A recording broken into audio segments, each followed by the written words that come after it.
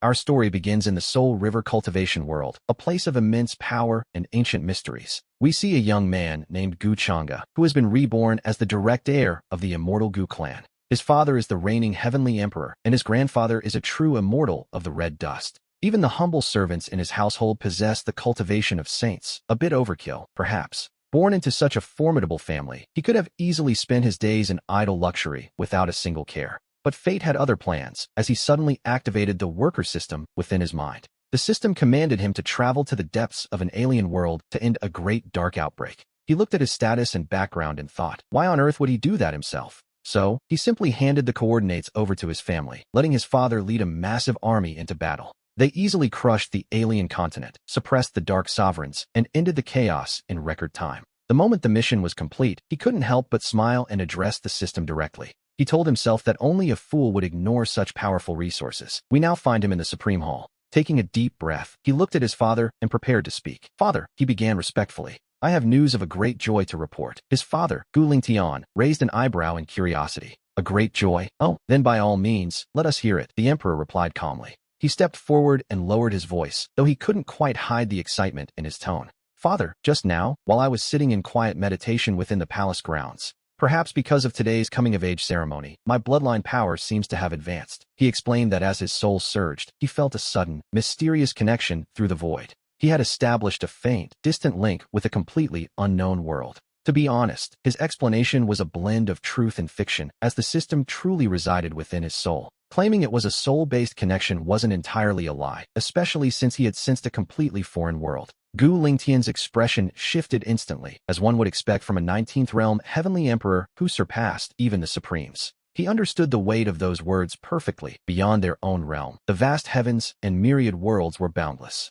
In the endless chaotic void, countless worlds of all sizes floated, and each one of them represented something invaluable. They held endless resources, unique cultivation systems, and the pure, complete essence of heaven and earth itself. For an immortal family like the Gu clan, conquering a world to seize its resources and essence was a vital tradition. It was, quite frankly, the most important way to ensure the family's continued prosperity and overwhelming strength. The last time the Gu clan had launched a cross-realm conquest was tens of thousands of years ago, led by a master. The Supreme Ao Wei had exhausted his life's blood just to calculate the coordinates of a single, dying small world. Even so, that conquest had brought the Gu clan immense benefits, and now his son claimed to have found another. Gu Lingtian's breathing quickened for a brief moment, though as a reigning emperor, his mental fortitude was naturally immense. He regained his composure almost instantly, his mind already racing with the possibilities of this revelation. He asked about the laws of that world and its current state, prompting Changa to share what he had sensed. Changa explained that the world was incredibly rich in resources, with spiritual energy so thick it was almost tangible. While the great Tao laws there weren't as complete as their own, they possessed a unique and mysterious quality. He was dangling a massive bait before his father, and sure enough, the mention of extremely rich resources worked perfectly. Gu Lingtian's eyes brightened further, but then Changa shifted his tone, letting a sudden weight settle into his voice. He warned that the world appeared to be in the midst of a great catastrophe, a dark outbreak of sorts. It seemed that powerful entities were moving behind the scenes, driven by their own dark and mysterious purposes. He described how these entities were frantically slaughtering living beings across that distant world. This caused the entire world to be filled with soaring resentment, leaving its natural laws in complete chaos. The world itself showed signs of collapsing, and after hearing this, Gu Lingtian fell into a deep silence. He didn't speak immediately, but within his deep, piercing eyes, countless thoughts were flashing by at high speed. A world rich in resources, currently suffering from internal turmoil, was a rare prize indeed. When we combine those facts with a set of clear coordinates, the implications are staggering. He understood better than anyone that this represented a heaven-defying fortune and a monumental opportunity. If what his son said was true, the Gu clan was likely on the verge of something massive. They were looking at unprecedented growth, fueled by the benefits of seizing a complete world's essence. This could elevate the Gu clan's foundation to a new level, perhaps even allowing him to glimpse a legend. He dared to dream of the true immortal realm, and at that thought, even his disciplined heart raced uncontrollably. He stood up abruptly and crossed the room in a single step, appearing instantly right before Changa. He reached out, placing a hand on the boy's shoulder as a gentle, yet vast divine sense flooded Changa's body. He began carefully inspecting his son's soul, and though Changa felt a jolt of surprise, he remained outwardly calm. As for being nervous, well, he wasn't, considering he had been a transmigrator since he was in the womb. If he were going to be caught, it would have happened long ago, and he wasn't worried about the system either. If it was discovered, he would simply stop hiding and continue as a loyal disciple. It was that simple. Gu Lingtian's divine sense swept through the sea of the soul, finding it exceptionally powerful and pure. Deep within, he did indeed sense a faint, flickering aura from another world lingering there. That aura was full of death, resentment, and madness, matching the scene of turmoil Chang'e had described. He had always planned to lead the Gu family to further glory, yet he never imagined his son would bring him a surprise that far exceeded his wildest expectations. Gu Lingtian finally reached his limit and, unable to suppress his excitement any longer, let out a thunderous laugh that echoed toward the heavens. The entire Supreme Hall began to hum and vibrate as a terrifying aura of heaven and earth surged uncontrollably into the sky. It was a display of power so immense that it stirred the very clouds of the 9 heavens. He shouted the word good 3 times in a row, punctuating his joy by firmly clapping Chang'e on the shoulder. The boy's shoulder actually stung from the force of it, but he kept a bright, triumphant smile on his face as Gu Lingtian paced excitedly. The light in the father's eyes grew brighter with every step. A world currently in turmoil was a world with its defenses wide open. As for those so-called powerful entities mentioned earlier, well, they were of little concern to him. No matter how strong they were, they couldn't possibly compare to the deep heritage and vast resources of the Gu clan.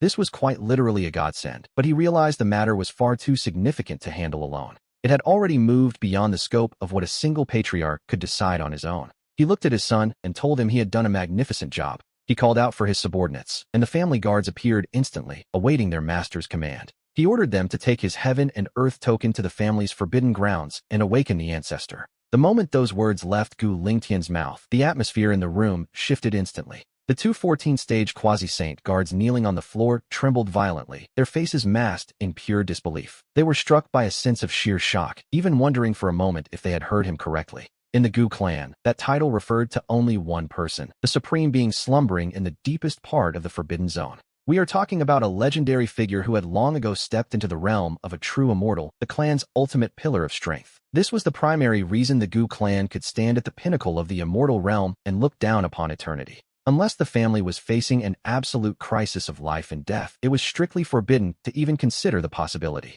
To disturb the ancestor's slumber was a rare event. In fact, the last time he was awakened was 200,000 years ago. Back then, the Gu family had discovered a massive world in its terminal stage within the cosmic sea and exhausted every resource to conquer it. Just as they were about to reap the rewards, several immortal legacies united to attack, and even a great supreme bled out as they reached their limit. Only then did they resort to their final trump card. The ancestor emerged and, with just a single finger, changed everything. He wiped the entire allied army of those immortal legacies from existence, leaving the survivors in a state of absolute terror. It took the combined, heavy sacrifices of the immortal beings behind those legacies to finally convince the ancestor to stop the total annihilation. That single display of power continued to awe the entire primordial immortal realm for countless eras, and from that day forward, no one dared to challenge the prestige of the Gu family, a legacy that eventually brought forth 2 more supreme elders. Yet today, with no invasion and the family safe, the patriarch was suddenly calling for the ancestor to be awakened once more.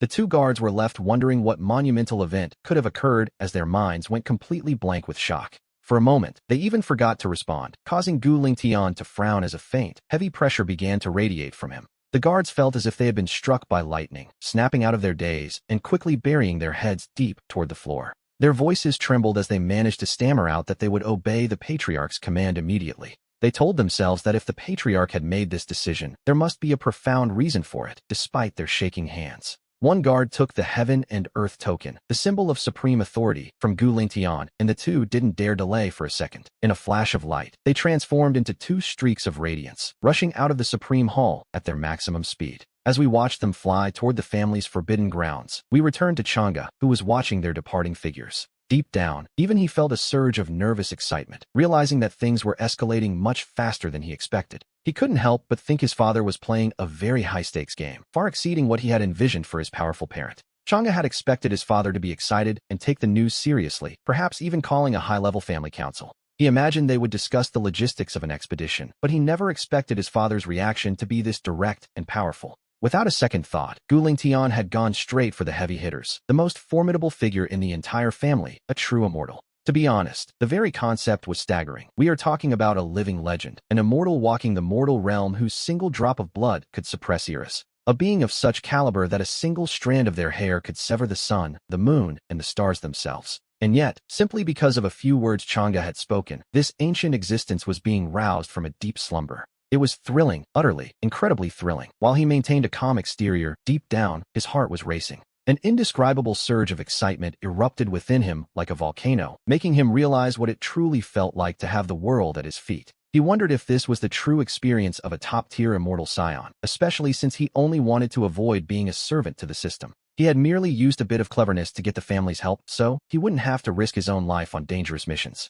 In the end, his father had decided to roll out the equivalent of a strategic nuclear weapon, and the feeling was, well, it was quite something. It was satisfying, perhaps a bit too satisfying. Gu Lingtian, however, didn't notice the whirlwind of thoughts inside his son's head. The patriarch himself was currently in a state of extreme high-energy focus, having finalized the monumental decision to awaken the ancestor. For him, making such a call required immense courage and vision, but he saw the situation with perfect clarity. This was simply too big to ignore. A brand new world, overflowing with resources and with its coordinates clearly marked, was a prize beyond measure. To the Gu family, this discovery was nothing less than a chance for a total rebirth and a new era of dominance. However, he knew this wasn't something he could fully control alone, even with his status as the patriarch of the family. When it comes to cross-realm expeditions, one never truly knows how deep the waters are or what dangers lie beneath the surface. He wondered if the powerhouses of that other world were merely 18th realm supremes or something much more formidable. Whether they faced 19th realm beings or even immortals, he knew they had to be prepared for every possible threat.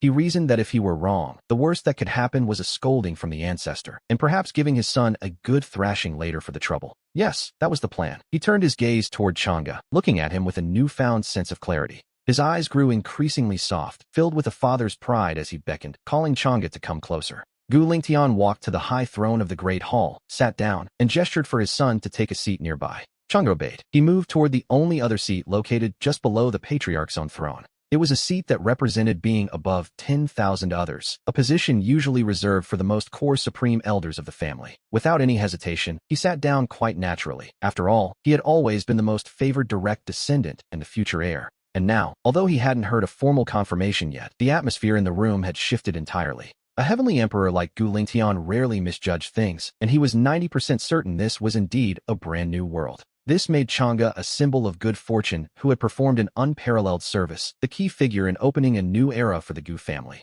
The father looked at his son and admitted that he had always believed Chang'e's greatest talent was his cultivation. But now, we see that even a heavenly emperor can admit when he was wrong. He realized that his son's greatest talent wasn't just strength, but his incredible luck and destiny. To him, Chang'e was nothing less than a divine blessing bestowed upon the Gu family by the heavens themselves. He thought to himself that every father should wish for a son like Chang'e, and this man, who suppressed Iris, was not holding back his praise. While Chang'e felt quite smug inside, he kept his outward expression humble, claiming his father was simply overpraising him. He insisted it was merely a stroke of good luck, and that everything was actually the result of the Gu family's flourishing destiny. He credited the protection of their ancestors for the discovery, a statement that, naturally, made Gu Lingtian even more satisfied. To the patriarch, his son was a genius with immense luck who remained calm and modest despite his achievements. Seeing his son credit the family instead of himself, he decided Chang'e was, quite simply, the perfect successor. Gu Lingtian waved his hand dismissively, telling his son there was no need for such modesty, as he had truly earned this praise.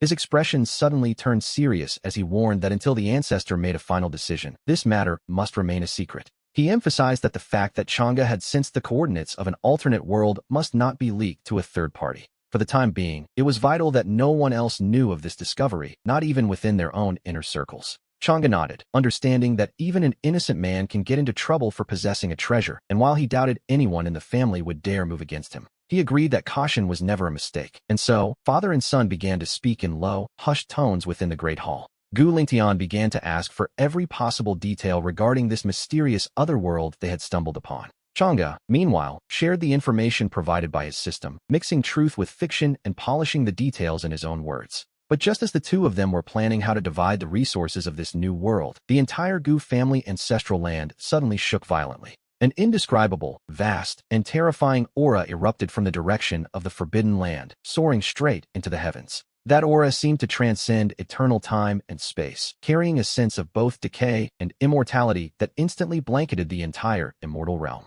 High in the sky, the very laws of nature wailed and retreated, while countless stars seemed to lose their brilliance in an instant. The world trembled. At that moment, every ancient powerhouse in the immortal realm who had been in secluded meditation was jolted awake. No matter where they were or how high their cultivation, they all turned their gazes toward the territory of the Gu family in sheer shock. Their faces were filled with terror and disbelief at the sheer magnitude of the power they were sensing. Inside the great hall, Gu Lingtian stood up abruptly, his eyes flashing with an unprecedented and brilliant light. He knew immediately that this was the sign of the ancestor awakening, and he turned to Chang'e with excitement he could no longer suppress. We must remember that the Gu family's divine island is massive, like a continent floating in the universe, far beyond just the Great Hall. Beyond the core areas where the direct descendants live, there are countless cultivation grounds and sacred sites scattered across the land. From the Elders' Hall to the Scripture Pavilion and the alchemy workshops, every single member of the Gu family felt the shift. Whether they were deep in secluded meditation or busy handling family affairs, every single person stopped exactly what they were doing.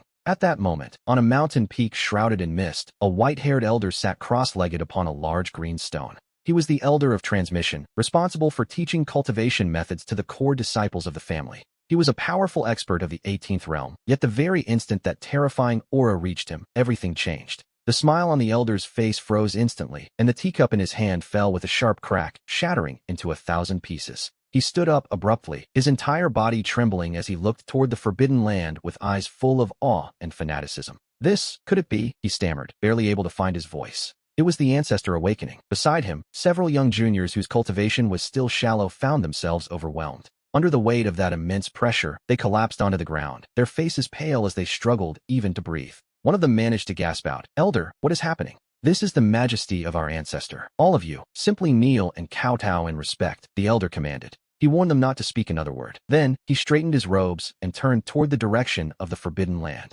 He knelt down with profound solemnity, performing the grandest of bows as he cried out, "A descendant of the Gu family respectfully welcomes the ancestor back to the world." This same scene was playing out across every corner of the Gu family estate. Inside a magnificent council hall, over a dozen figures with terrifying auras sat in silence. These were the elders of the Gu family, and every one of them was a powerhouse of the 18th realm, men who could make the entire immortal realm tremble with a single step. But now, they were all testing the air in collective shock, whispering, "It is the ancestor." One of them exclaimed in disbelief, "The patriarch has actually awakened the ancestor." Heavens! They wondered what kind of monumental event could possibly require disturbing the great ancestor from his eternal slumber. A red-haired supreme with a fiery temper suddenly slammed his hand on the table and stood up. His face was a mask of shock and confusion. After all, the Gu family currently dominated the entire immortal realm. He couldn't imagine what could possibly require the awakening of the ancestor. He wondered if a true immortal from another realm was attacking, while a gray-robed elder sat nearby watching him.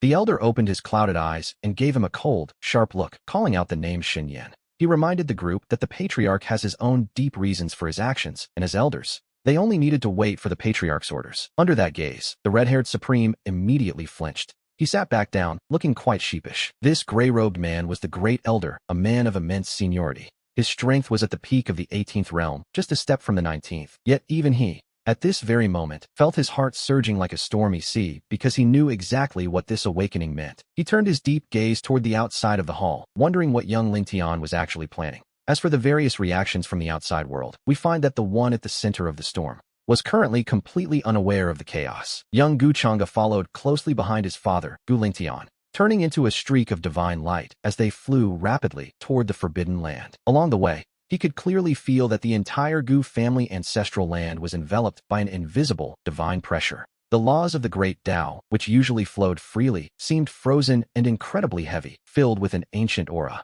It was the kind of power that commanded reverence from the depths of one's soul. This, it seemed, was the majesty of a true immortal. Just the breath of his awakening was enough to make the myriad laws retreat, leaving the young man utterly shaken. He finally had a direct understanding of his ancestor's true power, and deep down, he felt a growing sense of certainty. With such a powerful figure backing him, he realized that the so-called supremes of the dark desolation world were nothing. They were nothing, really. He suspected the ancestor could wipe them out with a single breath. Before long, the two of them reached the outskirts of the Gu family's forbidden land, a place shrouded in chaotic mist. Deep within the ancient mountain range, the faint silhouette of a massive, primordial, immortal mausoleum began to emerge. Around the mausoleum, time and space were distorted, and the great Tao collapsed, creating an absolute zone of death. Even supreme experts wouldn't dare approach lightly, yet we see the two quasi-saint guards who had been sent ahead. They were kneeling outside the forbidden zone, their bodies trembling uncontrollably as the heaven and earth decree hovered before them. The decree emitted a soft glow, barely managing to withstand the terrifying immortal pressure drifting from the depths of the land. Upon seeing Gu Lingtian and the young master arrive, the two looked as if they'd been granted a divine reprieve. Gu Lingtian gestured for them to rise, his gaze heavy as he looked toward that ancient, immortal mausoleum. The structure was now emitting a faint radiance, and the dust and stones covering the great gates were rapidly falling away. A series of muffled, thunderous rumbles began to echo from deep within the mausoleum's interior. It felt as if a beast sleeping for an eternity was slowly waking up, prompting Gu Lingtian to take a deep breath. He straightened his robes and then, facing the direction of the mausoleum, bowed deeply in a gesture of profound respect. His voice, carried by divine sense, entered the depths of the forbidden land as the young man followed his lead. He bowed respectfully as well. After all, even if this true immortal was his biological grandfather, they had only met once. Deep down, he felt a bit apprehensive, but just as his mind began to wander, an old, raspy voice spoke. It drifted out from the depths of the mausoleum, not loud, yet echoing clearly in the very depths of their souls. In the moment that ancient, raspy voice finally broke the silence, Gu Lingtian's body visibly trembled as he prepared his report for the ancestor. He explained that while the family didn't face total extinction, he had still chosen to disturb the immortal's rest. In the moment that ancient, raspy voice finally broke the silence, Gu Lingtian's body visibly trembled. He began his report, explaining that while the family didn't face total extinction, the Gu family had encountered something else. They had been presented with a monumental opportunity, an event so significant that it concerned everything. It involved the very destiny of the Gu family for 10,000 generations, and Lingtian didn't dare decide alone. Thus, he emboldened himself to ask the ancestor to leave seclusion and decide personally, his voice bolstered by divine sense. The words carried clearly into the depths of the mausoleum, followed by a long silence as the ancestor processed the news. It seemed the newly awakened elder was digesting the weight of Lingtian's claim about this so-called monumental opportunity. The ancient voice spoke again, this time carrying a faint, barely perceptible trace of genuine curiosity. The ancestor noted that if Lingtian used such grand words, it certainly couldn't be a trivial matter. Very well, the voice decreed, telling them to enter as the sound echoed through the clearing. Suddenly, the chaotic mist shrouding the forbidden land and the distorted laws of time and space began to shift. It was as if an invisible hand wiped them away, opening a safe passage just wide enough for a few people.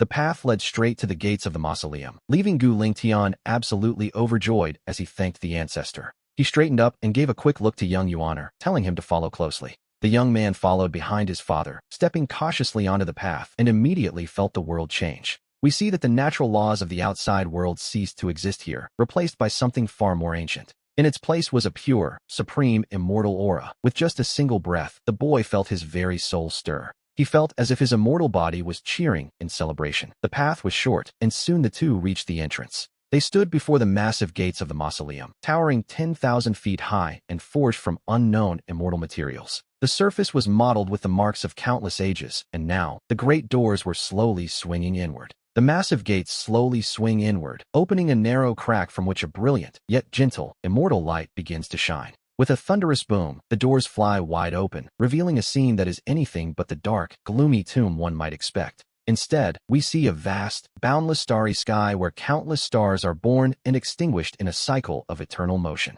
Divine chains, formed from the very laws of the great Tao, weave through the cosmos like soaring dragons. They form a complete and stable internal universe, isolated from the outside world, and right at the very center of this celestial expanse. Suspended in the heart of the starlight, floats an ancient and simple bronze coffin. The coffin is covered in dense immortal runes, each one appearing to contain the fundamental truths of heaven and earth. To be honest, just a single glance at them is enough to make one's soul feel as if it might shatter. The lid is already halfway open. A terrifying aura, powerful enough to freeze the river of time, emanates from within as Gu Lingtian leads young Yuaner forward. They walk until they reach the ceremonial area directly in front of the bronze coffin, where they finally come to a halt. Once again, Lingtian bows deeply in a show of profound respect, announcing his presence to the ancestor. Beside him, young Gu Yuan follows suit, offering his own respectful greetings to the ancient figure. The boy tries to peer inside to see what lies within, but the interior is filled with swirling chaotic mist and shimmering light. It is impossible to see clearly, though we can just make out a thin, withered figure slowly sitting up from within the depths of the coffin. The ancient voice speaks again, telling them to rise since there are no outsiders present to witness this moment. This time the voice is much clearer. Lingtian chuckles, noting that there were indeed outsiders present just a moment ago. His expression is no longer as stern as it was outside, and finally, the figure within the coffin becomes visible to us. He is an old man dressed in simple gray robes, his frame thin and his sparse hair a dull, faded white. His face is a map of deep wrinkles, and his gaze is cloudy, yet calm as he first looks at Lingtian before turning to the boy. His eyes settle on Yuan'er, and he lets out a soft sound of surprise, noting that the boy's soul is far stronger than when they first met. The ancestor notes that the boy's soul has become much more refined, suggesting that Lingtian has put in a great deal of effort over the years. He senses an interesting aura on the boy that even he cannot see through, which makes Yuan'er's heart skip a beat. An interesting aura, indeed. Deep down, the boy wonders if this is a trace left by his system, or perhaps the lingering scent of that dark, chaotic world. Before he can figure it out, Gu Lingtian steps forward and addresses his father, explaining that this is exactly why they have come. He begins to recount everything Yuan'er told him, starting from the moment the boy's bloodline awakened and his soul underwent its transformation. He describes how the boy sensed the coordinates of another world, a place rich in resources, yet currently consumed by a great upheaval. As Lingtian tells the story, a flicker of genuine interest finally appears on the ancestor's otherwise calm and expressionless face. His cloudy eyes turn back toward the boy, but this time, the look in them has changed completely. He asks for confirmation. He asks if Yuan'er can truly locate the coordinates of that world, and Lingtian confirms that he has personally investigated the matter. He explains that deep within Yuan'er's soul, there is indeed a trace of an otherworldly aura that matches his story perfectly. The ancestor falls silent, his gaze, which seems capable of piercing through eternity, scanning back and forth between Lingtian and the boy. After a long silence, one that feels like an entire century has passed, the ancestor slowly raises his withered hand. With a gentle tap on the air, a vast and boundless star map suddenly unfurls before the three of them with a soft hum.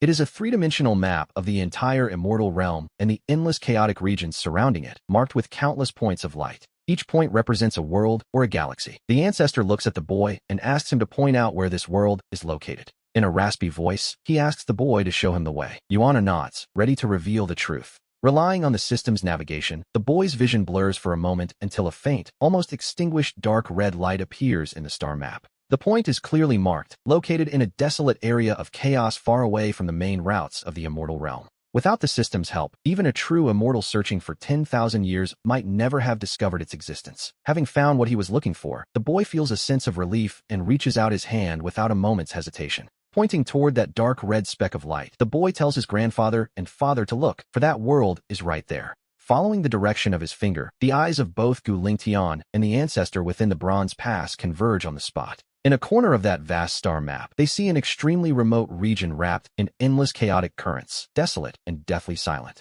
It is utterly inconspicuous on the map. Had he not pointed it out precisely, even a true immortal's divine sense might have dismissed it. It would have been ignored as a worthless ruin of chaos, yet deep within those ruins, a single dark red point of light remains. It flickers weakly, like a candle in the wind that could be extinguished at any moment. That, he confirms, is the place. Gu Lingtian holds his breath, his heart racing so fast it feels as though it might jump right out of his throat. Though he is a powerful figure who can look down upon the ages, before his true immortal father, he still feels like a child awaiting a grade. He is nearly certain of the truth, yet he still requires the final confirmation from the withered elder known as the ancestor. The old man remains silent, but his eyes, which were once cloudy, have suddenly become terrifyingly bright. It is as if two suns are burning within them, his gaze seemingly piercing through time and space to cross the endless chaos. His presence descends directly upon that dark red point of light, and suddenly, an invisible yet supreme will of the immortal Tao erupts. Using the coordinates on the star map as a shadow, it instantly crosses 10,000 light-years. Within the boy's mind, the system interface shudders. A series of urgent alarms begin to blare, flashing warnings across his vision that something is very wrong.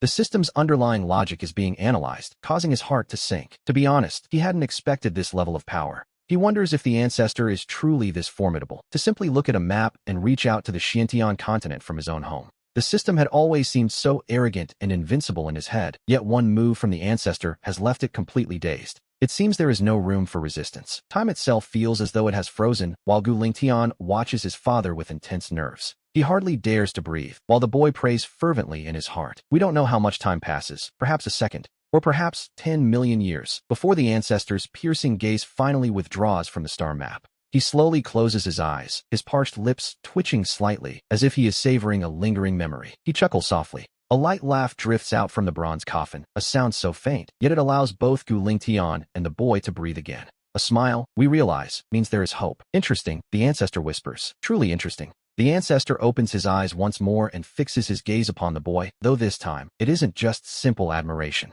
Instead, there is a deep sense of wonder and a touch of lament. Resentment fills the air, and the very laws of nature seem to wail. He confirms the boy's story, noting that the world's origin is weeping. It is indeed a great realm teetering on the brink of destruction. Hearing this, Gu Lingtian's fists tighten instantly, his body trembling with an excitement he can barely contain. It worked. It is all true. However, the ancestor's tone suddenly shifts, causing Gu Lingtian's heart to leap into his throat once again. Within that endless silence and ruin, the old man continues, I caught the scent of a fragrance, one that is incomparably sweet. A look of pure intoxication crosses the ancestor's face. It is the scent of a world's origin reaching the absolute peak of maturity. It is the final aroma released just before rot sets in, much like a divine fruit that is most perfect the moment before it spoils. He remarks that while the methods of the one causing the chaos are crude, the path they have chosen is actually correct. That person is using the blood and souls of billions to force the world to ripen, hoping to devour the fruit before the collapse. If a world origin of this magnitude could be swallowed whole, the rewards would be beyond imagination. The ancestor scoffs, telling Lingtian that this might be the very thing that brings him one step closer to his father's own realm. These words strike Gu Lingtian's mind like a bolt of lightning. One step closer, the thought consumes him. He is currently in the heaven-earth realm, so the next step would be his father's level, the state of a true immortal of the mortal realm. The bottleneck that has frustrated him for countless millennia finally shows a glimmer of hope. Father, Gu Lingtian stammers. His voice trembles with an intensity that is hard to describe, but the ancestor simply waves a hand, telling him not to celebrate too early. His gaze turns back to the boy. He is far more curious about how Young Yu managed to see across the endless chaos. We see the moment the ancestor finally asks the crucial question, and Young Yu feels a sudden tightening in his chest as he prepares his rehearsed response. With a calm and respectful tone, he answers that he isn't entirely sure, but it felt as though his longevity immortal body was changing. He explains that an indescribable shift occurred, and a voice seemed to guide him, crying out for help from across the void. The boy claims the world itself was begging for him to save it, and surprisingly, the ancestor doesn't doubt this for a single second. Instead, the old man bursts into a booming laugh, shouting that it makes perfect sense. It wasn't the boy sensing the world, he realizes. It was the world calling out to the boy. As the ancestor's laughter echoes through the inner universe, we see that he finally understands everything. The stars themselves tremble at the sound, and the gaze he fixes on you is now filled with an unprecedented level of satisfaction. He turns to Lingtian, recalling how he had called you the Qilin of the Gu family, a child of destiny born at the perfect moment. The ancestor explains that the dying world sought him out because his longevity immortal body resonated with that world's great Tao. His luck and destiny are apparently vast enough to carry the weight of a world's final hope, which, to be honest, is quite a burden for a child. Growing more excited by the moment, the ancestor's withered body actually leans forward, partially emerging from the bronze coffin. He proclaims it is wonderful, noting that after a million years of silence, the Gu family has finally produced a descendant with such immense fortune. Yu stands there, slightly dazed by the reaction, while Lingtian asks for clarification on what his father truly intends to do next. The ancestor's eyes sweep over the dark red dot on the star map with an air of absolute, unquestionable dominance. A world has delivered itself to them. He sees a ripening fruit of the great Tao and a family prodigy born to claim it, a combination that feels like a gift from the heavens. He declares that to refuse such a gift would be a sin against fate itself. And then, his voice suddenly turns cold and lethal. He issues a command that cuts through the air: summon every elder currently in the clan to the Supreme Hall within 15 minutes. He tells Lingtian to inform them all of one simple fact. The Gu family is going to war. Yes, a full-scale invasion is beginning. The moment those words leave his lips, the very stars of the inner universe seem to freeze in place as an indescribable aura of slaughter erupts. This terrifying power explodes from his frail body, causing Gu Lingtian to shudder as the heaven-earth bloodline within him begins to boil. Everything is boiling over. He has waited for this day for far too long, ever since he first took over the position of family head. Although the Gu family remains the overlord of the immortal realm, they have been like a sleeping giant that hasn't shown its teeth to the world in ages.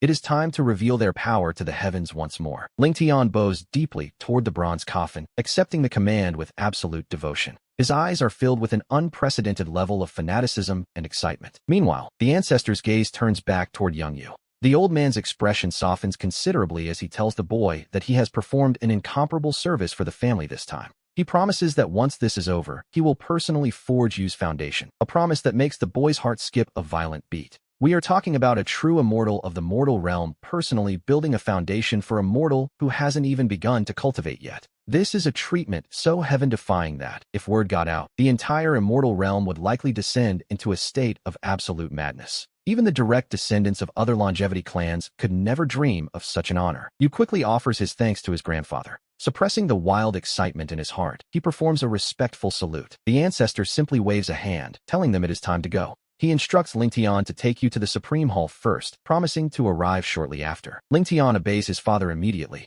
He takes Yu's hand and turns to leave with visible emotion. Deep down, Yu knows he has played his cards perfectly this time. Handing the system over to the family was a brilliant move. It didn't just save him from a near-death mission, it changed his entire fate. He has traded a life of struggle for a massive fortune, a move we might call reverse engineering the system for his own benefit. As the father and son walk out of the immortal forest, the terrifying pressure that had blanketed the Gu family lands begins to slowly recede. However, the clansmen remain immersed in the shock of what just happened. Not a single person dares to move or speak freely. When they see the family head, Lingtian, and the young lord, Yu, walking out of the forbidden grounds completely unharmed, every single eye in the area fixes on them. They notice something particularly strange on Lingtian's face as he approaches. He is unable to suppress his joy and excitement, holding Yu's hand with a level of intimacy that leaves everyone in a state of confusion. A massive question mark forms in their minds. They wonder, did the family head really wake the ancestor just for the sake of the young lord? They wonder if something went wrong with the young lord, but looking at the family head's face, this clearly seems like a moment of immense joy.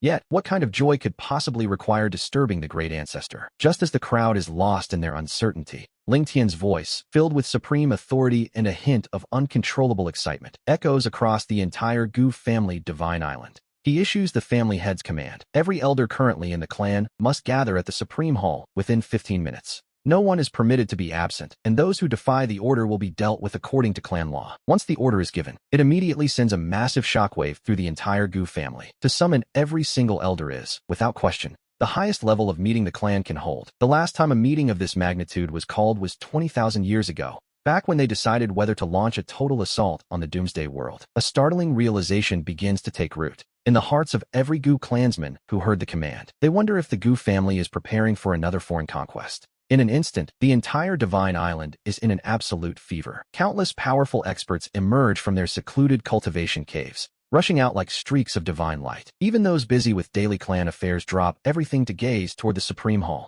His face was a mask of pure excitement and anticipation as he waited for the order to begin the conquest. For any member of the Gu family, those words represent supreme glory and a massive opportunity for vast cultivation resources. It means a chance to build a legacy and signifies that the entire family's strength is about to take another massive leap forward. People ask if war is truly coming, and the answer seems to be yes. Otherwise, the family head wouldn't use such a tone. The fact that he called every elder is a sign. For some, who have been stuck at their current level for 500 years, this is the perfect chance to find the resources needed to break through. They wonder which foolish power is the target this time. Perhaps they have discovered a new world entirely. Discussions and cheers erupt in every corner of the Gu family island. The entire family is like a precision war machine that, after being silent for countless ages, is finally beginning to grind back into motion. And at the very center of this growing storm, young Yu follows closely behind his father, Lingtian. They fly toward the Supreme Hall at a steady, unhurried pace, and along the way, every member of the Gu family they encounter stops in their tracks, regardless of whether they are high-ranking elders or powerful guardians, to face the two of them. They bow with profound respect, especially toward young Gyuan, offering greetings to the family head and the young lord as they pass. Their eyes are filled with awe, curiosity, and a hint of fanatical excitement, even though they don't yet know the specifics of what has occurred. But none of them are fools. The family head just emerged from the forbidden grounds with the young lord and immediately announced this massive decision. It doesn't take a genius to realize that this matter is inextricably linked to the young lord, Gyuan. To be honest, it's quite obvious. Otherwise, there would be absolutely no reason for Lingtian to bring the boy along. The family head could have simply gone alone. As they greet him, Gyuan feels a surge of overwhelming satisfaction. This, he realizes, is the true taste of absolute power and status. It seems he has finally found the correct way to live as a top-tier immortal heir. Amidst these wandering thoughts, they arrive at the Supreme Hall. At the entrance, over a dozen figures with auras as deep as the ocean are already waiting, the very same members of the Elder Council. Leading them is the highly respected Great Elder, Gu Lingjiang, standing at the front of the assembly. When they see Lingtian and Gyuan approaching, these 8 powerful experts of the 18th realm actually bow in unison toward the boy. Clearly, these pillars of the Gu family have already received word from the true immortal grandfather regarding the boy's unprecedented contribution. They understand that Gyuin has performed a service beyond measure, and so they call out together, "We welcome the young lord." On any ordinary day, any one of these figures could make the entire immortal realm tremble with a single stomp of their feet. Yet here they are, collectively performing such a grand salute to an 18-year-old boy who hasn't even begun his formal cultivation yet. If word of this scene were to spread, it would be enough to shock the entire world. Ling Tian watches this with a smile of immense pride. He makes no move to stop them, for he knows deep down that his son is more than worthy of such a gesture. Gu Yuan feels a stir in his heart, but he doesn't let it go to his head. He knows they are bowing to the opportunity he brought the family. He takes a step forward, returning the gesture with a slight, humble bow of his own, and speaks to the elders with a modest tone.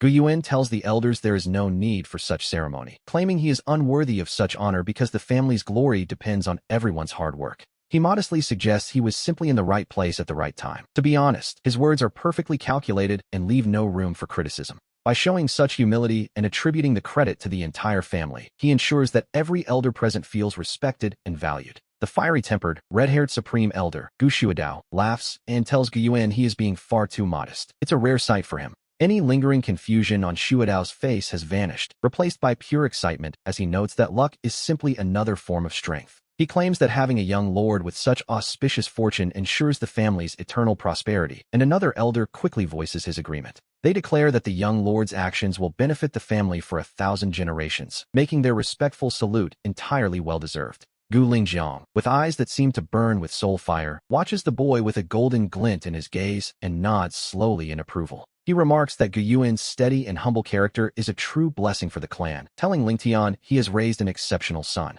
Ling Tian bursts into a hearty laugh, feeling a sense of immense satisfaction. We see a father who couldn't be more proud of his child. To be praised by the great elder, the highest-ranking member of the family, is a greater joy for Ling Tian than any personal compliment could ever be. In this council, only Gu Lingjiang holds such ancient seniority. Most of the others are technically uncles to the young Gu Yuan. This includes the formidable red-haired Supreme Elder, Gu Shuadao, who watches the proceedings with newfound intensity. Ling Tian takes his place upon the family head's throne, but everyone notices that the seat to his left, the position of ultimate authority, remains empty. That specific seat represents a status above all others, and instinctively, the eyes of everyone in the hall drift toward that vacant spot. They look back at Gian standing in the center of the hall, and while a certain suspicion begins to take root, no one dares to speak it aloud. Ling Tian looks down at the assembled elders and acknowledges the confusion he knows they must be feeling in this moment. He asks them why they think he suddenly awakened the ancestor and called this supreme assembly. The elders hold their breath, waiting in solemn silence.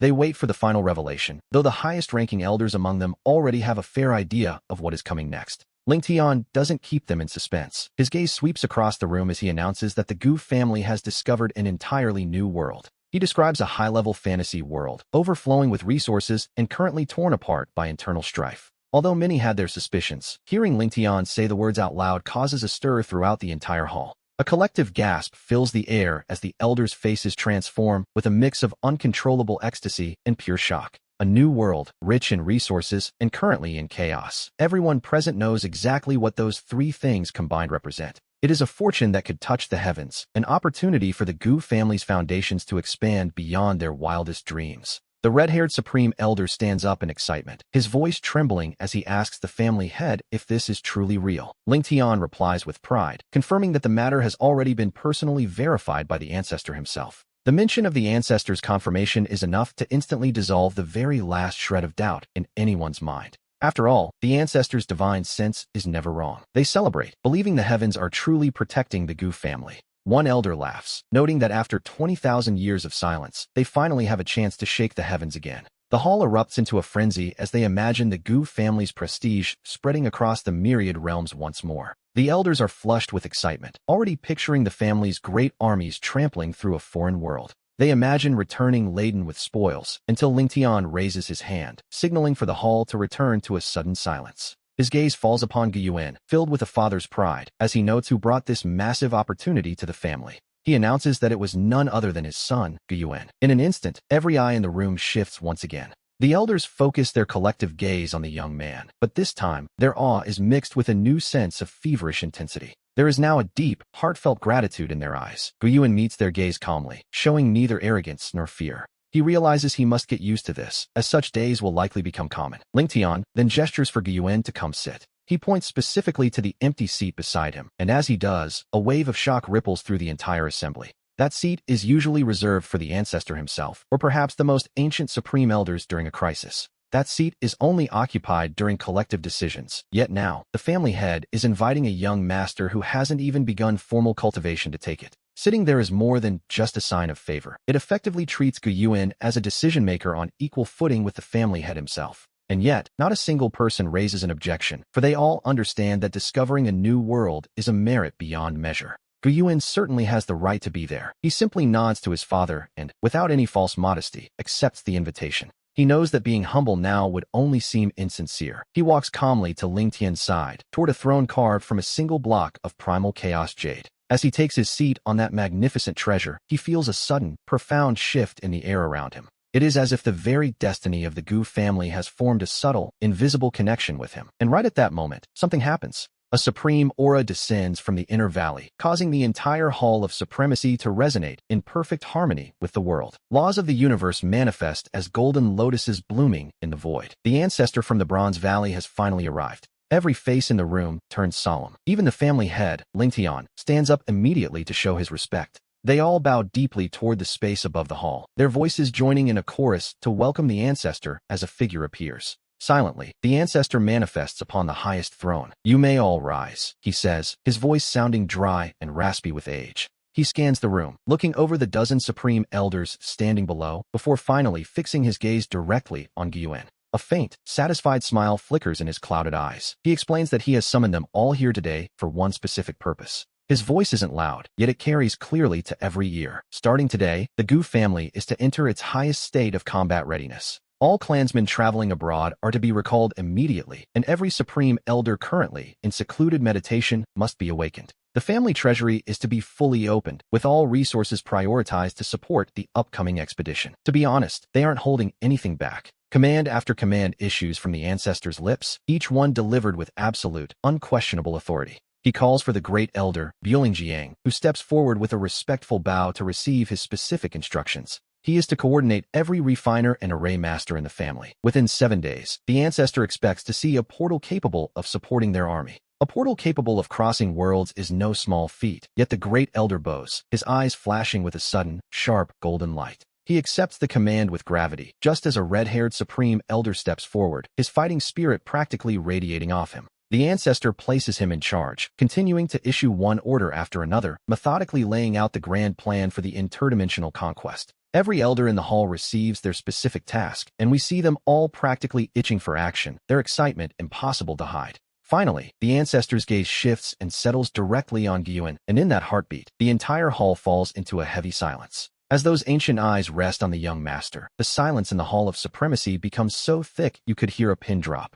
Even the family head, Ling Tian, watches with a mix of curiosity and high expectations, looking between his father and his son. Everyone is wondering what kind of reward the ancestor will bestow upon the one who brought them this unprecedented opportunity. The air remains still as everyone holds their breath, including Ling Tian, who waits to see how the family hierarchy might shift. They all watch the two of them, eager to know what role the ancestor has envisioned for this young man, who is now seen as the family's lucky star. Will he be given a grand, symbolic title like Grand Marshal of the Conquest just to show him honor? Or perhaps he will be granted endless cultivation resources, allowing him to focus entirely on his personal growth and peace. There is even the possibility that he might be declared the sole successor to the next family head, a move that would echo through the entire clan. While Gyuan feels a bit exposed sitting on that cold jade throne, his heart is racing with anticipation over the magnitude of his contribution. He wonders if his grandfather will offer him immortal chi, a secret technique, or perhaps a direct empowerment to skip years of training. He knows deep down that a shortcut like that is unlikely given the family's focus on foundations, but a young man can dream, can't he?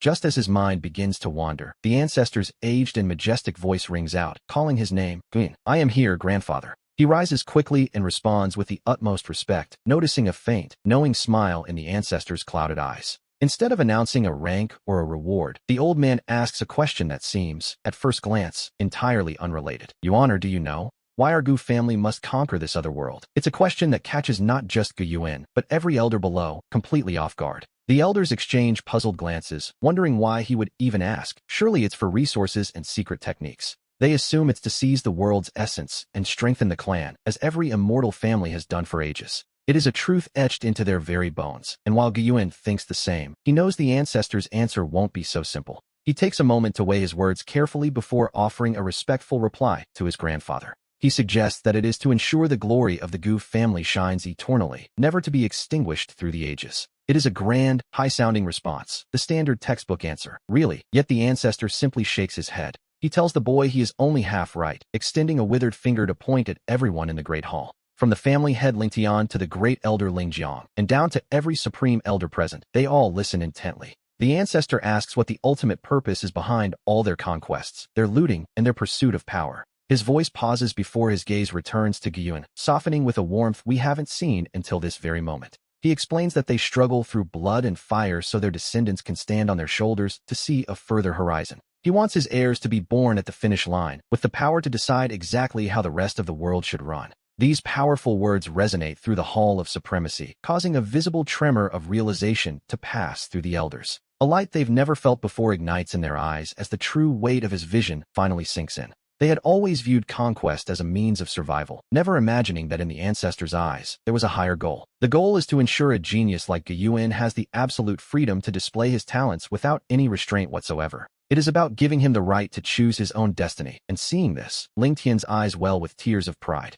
He realizes his father is paving a path for Gyuin, using an entire interdimensional war as a grand gift for the boy's rise. Gyuin himself is completely stunned, having never expected such a profound sentiment to come from the old man's lips. Deep down, he had only planned to use the family's power to avoid system risks, never expecting to be loved quite this much. He had never expected this. He originally thought he was merely using the family's power for his own ends. But in the ancestors' eyes, Gyuin himself is the family's greatest interest, and his everything is the family's everything. At this moment, an indescribable warmth wells up from the depths of his heart, spreading instantly through his entire being. He wonders if this is what family truly means, the feeling of having someone standing firmly behind you. The ancestor's voice rings out again, pulling him back to reality to discuss his specific mission for this upcoming campaign. It isn't to lead the charge or even to devise the grand strategy. The old man speaks each word with heavy intent. He tells the boy his task is singular, to take everything, the resources, the world's essence, and its very core. All of it will be his alone, serving as the foundation for his path to immortality, while the so-called Dark Sovereigns and the sources of the world's chaos are dismissed by the ancestor with a tone of absolute, unquestionable dominance. The family will clear every obstacle, leaving Gyuin to simply step in and claim the fruits of victory when the war ends. These words land like a series of explosions, echoing through the hearts of everyone present in the hall. It seems almost mad. The ancestor is willing to dismantle an entire world just to provide a gift for one youth. To pave such a path for a boy who hasn't even begun his formal cultivation is a level of doting rarely seen. Below, the elders stand utterly dumbfounded, their mouths hanging open in sheer disbelief at the audacity of the plan. They expected a reward for the young master, but they never imagined it would take such an overwhelming form. This is more than a gift. It is the packaging of an entire dimension as Gyuin's personal property. The red-haired supreme elder, Gu Shui, tries to speak, but only a startled exclamation manages to escape his lips. His gaze toward the boy is filled with a mix of envy and disbelief, remembering his own struggles to reach power. Back then, he nearly died countless times on the battlefield, yet now, this boy is being handed a world on a silver platter. The ancestor is even clearing the path so thoroughly that great elder Ling Jiang can only marvel at the disparity. He let out a long, heavy sigh, but a gratified smile soon followed as he realized the ancestor's true intent. This was more than mere favoritism. It was a calculated investment in the family's future, using the resources of an entire world to nurture a single, peerless talent. No matter how one calculated it, the profit was immense, and Gu Lingtian was so excited his face turned a deep shade of red. He stood up abruptly and bowed deeply to the ancestor, thanking his father for such foresight on behalf of his son, Guyan. He knew that from this day forward, Gyuin's status within the family would be unshakable. He was now the rightful and only future master. As for Gyuin himself, he felt utterly stunned, his mind buzzing as he struggled to process the sheer scale of the plan. His only task, it seemed, was to simply enjoy the spoils of a war fought entirely for his benefit. Imagine reporting yourself for cheating, only for the game moderator to send an email saying they've decided to give you the entire game as a gift. It was absurd, truly, beyond any logic, but that was the reality the boy now found himself living in. With eyes full of affection, the ancestor told Gyuin to stay, promising to personally forge his foundation and move him into his own spiritual residence. The boy would live there until he officially stepped onto the path of cultivation, receiving personal guidance from the old man himself. The elders in the hall were shocked once again. Such treatment was unheard of, not just in the Gu family, but across the entire immortal realm. A living true immortal acting as a private tutor for a mere mortal was a story that, frankly, no one would believe. The gaze of the elders shifted from envy to absolute awe, realizing they were witnessing the rise of a future supreme star. Gyuan accepted with a respectful nod to his grandfather, and with a single command from the ancestor, the meeting was adjourned. The elders departed the Supreme Hall with hearts full of excitement as the Gu family, a war machine silent for eons, began to stir. It began to operate with terrifying efficiency as a series of orders radiated out from the Supreme Hall to every corner of the Divine Island. Countless clansmen were awakened from their secluded meditation, and powerful experts traveling abroad were summoned back home immediately. War drums thundered and a murderous aura filled the sky as legions of armored cultivators assembled on the training grounds. Their cold weapons glinted with a bloodthirsty light in the sun, wrapping the entire Gu family island in an atmosphere of fanatical preparation. The wind was howling before the storm, and yet, the person at the very center of this brewing tempest was none other than Gyuan himself. At that moment, his true immortal grandfather led him to a place no one would have expected, the inner universe where the Gu family's bronze immortal coffin resided. As we return to this vast, starlit void, Gyuan's mood was entirely different from his last visit, and he asked if they would truly be staying there. He looked around curiously at this inner universe, where the laws of the great Tao were visible and the immortal aura was incredibly dense. It was, to be honest, a supreme sanctuary for cultivation, but the ancestor's voice echoed out, clarifying that they weren't staying just anywhere. The old man appeared beside him, pointing directly at that mysterious bronze coffin floating in the center of the universe, telling the boy they were going inside. Gyuan was utterly dumbfounded at the suggestion of living inside a coffin, wondering if his grandfather had perhaps finally lost his mind. After all, that was the ancestor's place of eternal rest, and the boy worried about his reputation if word got out that he was living in a casket. While other privileged heirs stayed in divine springs or sacred mountains, he was skipping straight to the end of the line and heading for the grave. The ancestor shot him a sharp look, asking if he was unwilling, which prompted Gyuan to shake his head frantically in immediate agreement. He realized that a true immortal's coffin must contain its own world, and the ancestor nodded, satisfied that the boy finally showed some sense. With a wave of his hand, the heavy bronze lid slid open silently, and Gyuan craned his neck to see that the interior was far from empty. Instead, it held a swirling expanse of gray chaotic currents, rising and falling as if a new world were being born right before their eyes. Deep within that chaotic mist, a small green lotus pedestal, barely 3 feet wide, was slowly rotating in the void. It emitted a fragrance so refreshing it seemed to cleanse the very soul, and Gyuan's eyes widened as he stared at the mysterious object. Even without knowing its name, he could feel that this lotus pedestal was a treasure of a level that defied the very heavens. Just looking at it made him feel as though his spirit were being washed and purified, a sensation that was, frankly, quite overwhelming. The ancestor's voice drifted over with a hint of nostalgia, explaining that this was the pedestal of the primal chaos green lotus. He had discovered it by chance in the Sea of Chaos after ascending to immortality, and it had taken immense effort to actually claim it. For countless eons, he had lain upon this very pedestal, using the primal chaos energy to nourish his immortal body and slow the passage of time. Gyuan felt as though his very breath had stopped, staring at an artifact that should only exist in myths and legends. It was right there before his eyes, and his voice trembled as he told his grandfather that this was far too precious. He wondered if using such a treasure just to build his foundation was too extravagant, but the ancestor simply chuckled. The old man noted that if a precious object isn't used to its full potential, it is nothing more than a dead thing. It had been gathering dust with his old bones for eons, so he commanded the boy to sit upon the lotus pedestal.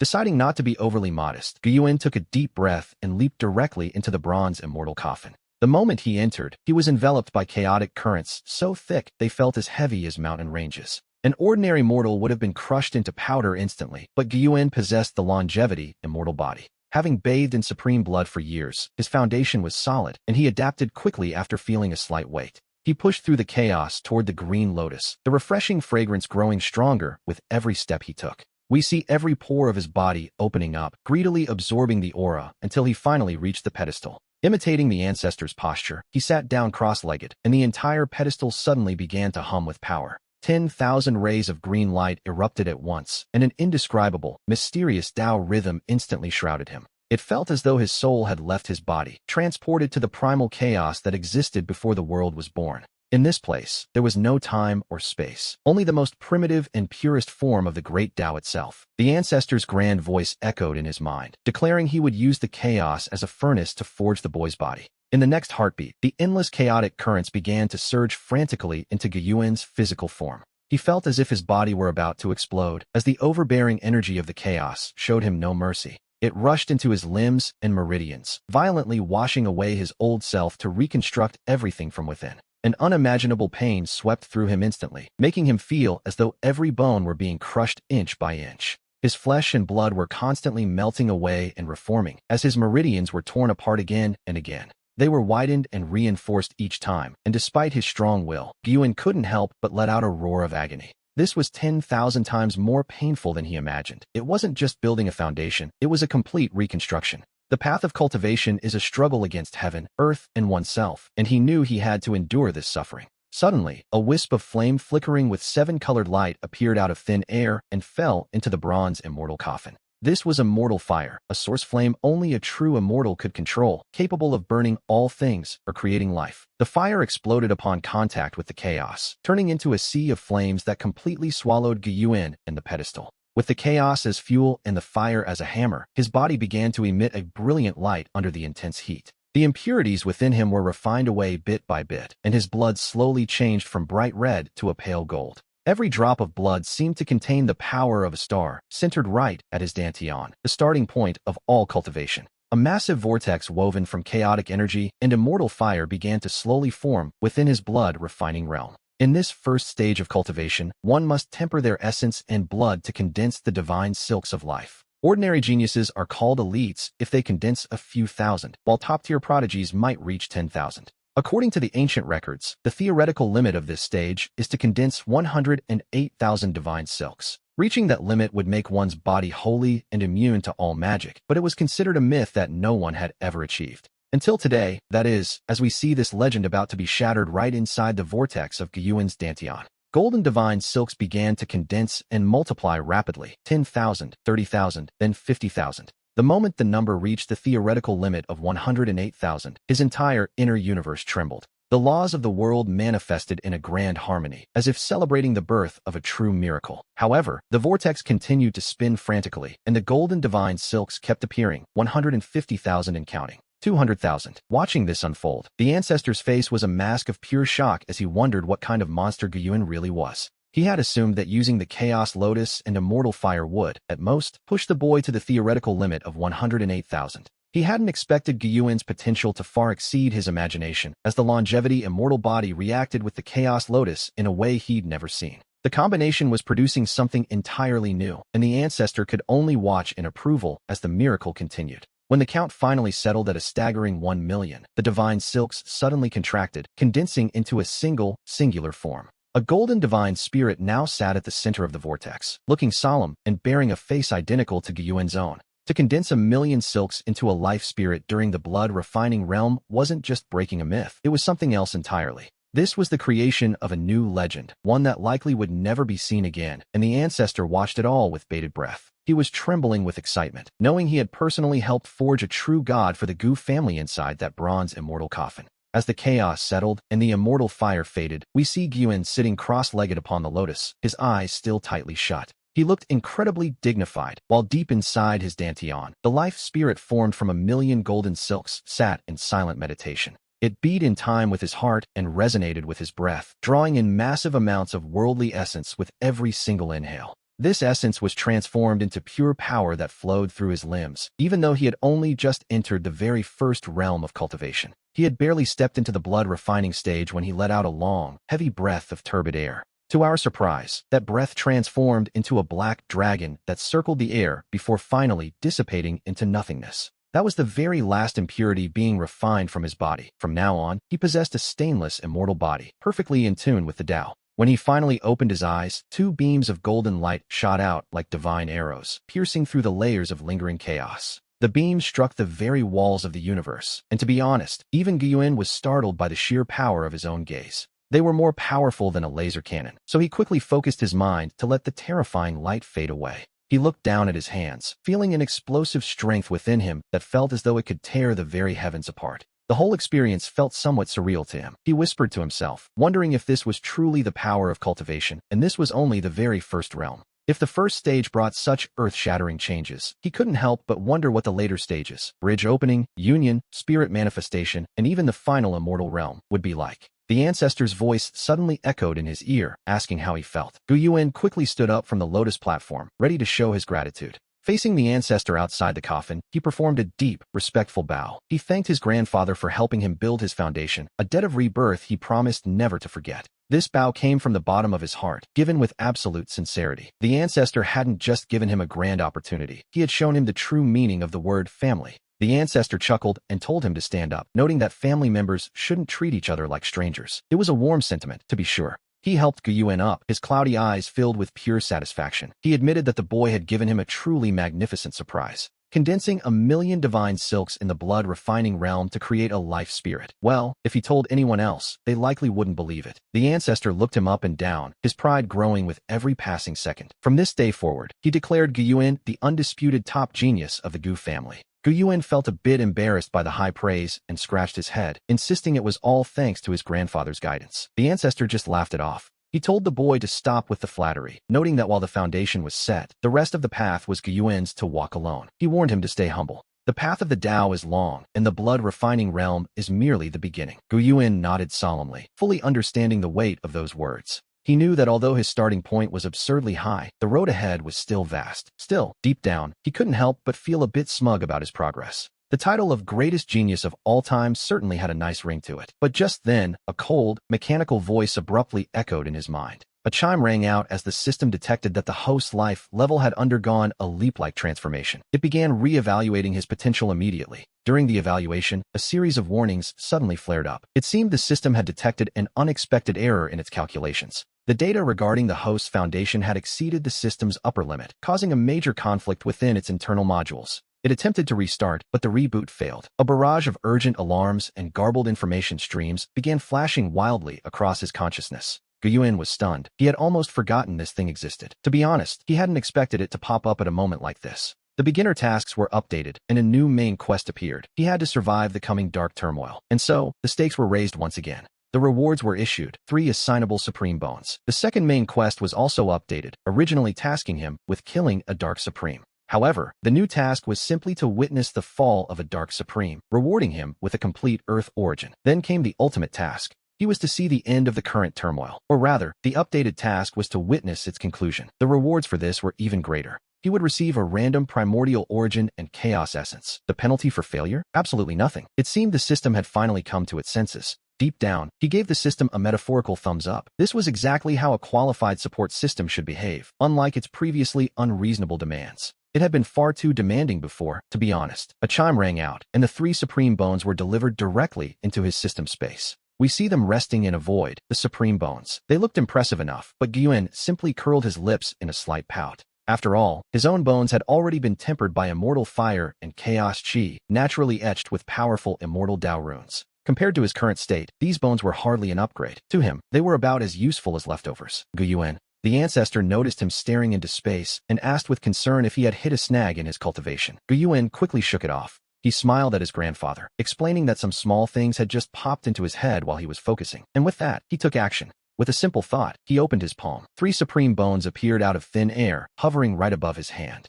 Each one radiated a divine glow and hummed with an ancient power that felt like the very spirit of the world. In the outside world, these would be enough to make saints fight to the death. The ancestor looked on, genuinely surprised to see 3 natural Tao bones at once. He remarked on how unique Gu Yuan's fortune was. To him, it looked as though the heavens had offered these as a gift for such a breakthrough. Gu Yuan just shrugged, casually tossing the 3 bones as if they were pebbles and mentioning they felt a bit redundant. The ancestor's eye actually twitched when he heard the word redundant. These were natural Tao bones, after all. They were symbols of being favored by the world, the very things every genius dreamed of. And yet, here they were, being treated like clutter. Usually, possessing just one would mark someone as a legendary first-generation being. But then, the ancestor paused to think. His grandson was already a monster who had used a Chaos Lotus and Immortal Fire to condense 1,000,000 divine silks. Perhaps redundant was the right word. His own bones had long since surpassed the so-called Tao or divine bones, making these Supreme Bones little more than a minor addition. They were a nice touch, perhaps, but hardly essential. We see him leaving the immortal forest to return to his secluded cultivation grounds. This was a place where the ancestor himself occasionally meditated, filled with swirling immortal energy and surrounded by auspicious beasts. It was even more grand than the supreme palace of the family head, Gu Lingtian. Two elegant, ethereal-looking maids were already waiting there. These women were Taoist practitioners carefully trained by the Gu family, both at the 14th realm, usually tasked with serving the ancestor. Now, they had been reassigned specifically to serve Gu Yuan. Upon seeing the young master arrive, the two maids bowed deeply in greeting. Their eyes were filled with a mix of awe and curiosity. After all, they had watched the ancestor personally lead him into the forbidden depths. They knew the earth-shattering changes within the family lately were all because of him. He simply told them to rise and skip the formalities. He waved a hand dismissively. His posture relaxed as he surveyed the cave dwelling, where immortal springs bubbled and divine herbs grew everywhere. Even a randomly picked fruit here was bursting with life energy. He decided then and there to call the two maids Qing'er and Zhu'er. With a casual flick, 3 objects traced graceful arcs through the air, landing softly right in front of the 2 startled women. Qing'er and Zhu'er were completely dumbfounded. They stared blankly at the 3 bones on the ground, which were still humming with power. The bones radiated a terrifying aura, leaving their minds blank. They wondered if these supreme bones were truly being given to them as ornaments. They began to wonder if the young master had some fundamental misunderstanding of what a treasure was. Their bodies were frozen with shock. To them, those 3 bones felt heavier than 3 ancient divine mountains. Qing'er's voice trembled as she whispered that this was too precious. Gu Yuan asked what there was to be afraid of, calling them just a few broken bones. To him, they were just taking up space. He told them to just throw the bones away if they didn't want them. The maids felt their very understanding of the world beginning to crumble. He didn't pay their shock much mind, sitting down cross-legged to contemplate the mysteries of the million divine silks within his blood. At that moment, the golden figure within his dantian opened its eyes, and millions of strands of divine energy instantly flooded his entire body. As he lightly clenched his fist, the surrounding space groaned under the pressure, and tiny black cracks began to spiderweb through the air. The sheer strength of it was staggering. This was merely the power of his physical body, without even factoring in cultivation techniques or divine abilities. One can only imagine how terrifying the full results would be. 7 days passed, a mere blink of an eye for a mortal, and even less for an immortal family. But for the Gu family, these 7 days were enough to send tremors through the entire immortal realm. Something massive was beginning to stir. Above the Gu family's divine island, a colossal portal spanning tens of thousands of miles appeared, radiating an eternal, immortal light. It stood majestically amidst the sea of stars. Around this immortal gate, space itself began to warp and twist in a display of absolute power. Time became chaotic, creating a domain where all lesser laws were extinguished. Below the gate, on a vast martial field, a dark army had gathered. 1,000,000 battle-hardened cultivators stood in absolute, haunting silence. We see that every single soldier among them was a master of the divine realm. At minimum, they were of the 7th realm, while their captains and commanders were saints and sovereigns, true powerhouses of the world. As this force gathered, their soaring murderous intent practically stained the very sky of the immortal realm a deep, bloody crimson. Countless stars trembled, and the laws of the great Tao seemed to retreat in fear. Such a massive disturbance, naturally, could not be hidden. Every immortal power in the realm was instantly alerted. On the shores of the East Sea, within the territory of the ancestral dragon dynasty, inside an ancient palace built from 10,000-foot dragon bones, the sound of dragons roaring echoed through the halls. A majestic figure sat there. This middle-aged man, adorned with golden dragon horns and imperial robes, sat upon a throne with eyes that seemed to hold rotating suns and moons. He was the current patriarch of the ancestral dragon clan, a true dragon emperor and an 18th realm sovereign. He listened as a report was given. The scout insisted the news was true. That murderous aura was so potent it felt as if it would tear his soul apart from 10,000 miles away. And then there was that immortal gate. It was terrifying. It was 10,000 times more grand than the dragon clan's own gate. The dragon emperor fell into a heavy silence. The atmosphere in the hall became incredibly oppressive. One of the dragon clan elders whispered, wondering if they were about to start an immortal war. His voice was thick with dread. The term immortal war acted like a curse, turning the faces of every high-ranking dragon official deathly pale. The last time such a war broke out was 1,000,000 years ago, when several immortal families besieged the Gu family in a battle that shattered the heavens. The sea of stars had been broken and worlds turned to dust, yet in the end, it was the Gu family who emerged victorious. History, it seems, was repeating. That victory long ago solidified their status as the overlords of the primordial immortal realm, but the Gu family had remained silent for far too long. So long, in fact, that some powers had forgotten how terrifying that sleeping lion truly was. Who was foolish enough to provoke those madmen?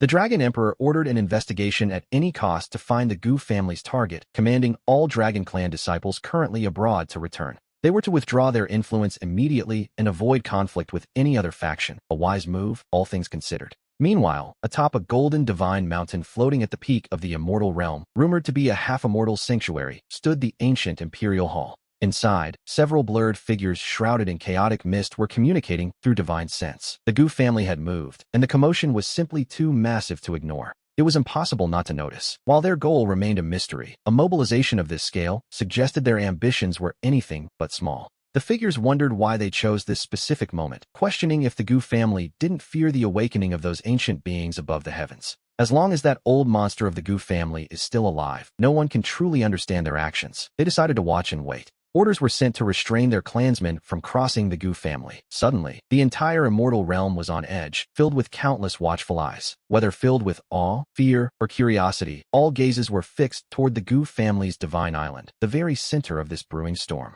Yet, the Gu family appeared unnaturally calm. Patriarch Gu Lingtian, dressed in imperial robes, stood before the supreme hall with a cold, piercing gaze. He looked down at the million-strong army assembled below. He was well aware of the prying eyes from the outside world, but he simply didn't care. Suddenly, he let out a cold snort, and a crushing heavenly pressure erupted instantly. To be honest, that alone was enough to settle the matter. The divine senses of countless immortal powers were shattered on the spot, followed by muffled cries of pain echoing through distant secret chambers. The experts responsible for spying coughed up blood, their souls injured and their hearts filled with absolute terror. The Gu family was merely practicing, apparently. Gu Lingtian's domineering voice rang through the immortal realm, warning all outsiders to retreat while the Gu family conducted their martial exercises. Martial exercises? Only a fool would believe that. No one conducts a simple drill by mobilizing 3 major legions and building a massive immortal gate. But no one dared to argue, because this was Gu Lingtian, the head of the Gu family, and in this realm, his word was effectively truth. Every prying gaze vanished in an instant. Satisfied with the sudden silence, Gu Lingtian finally withdrew his gaze and turned to look behind him.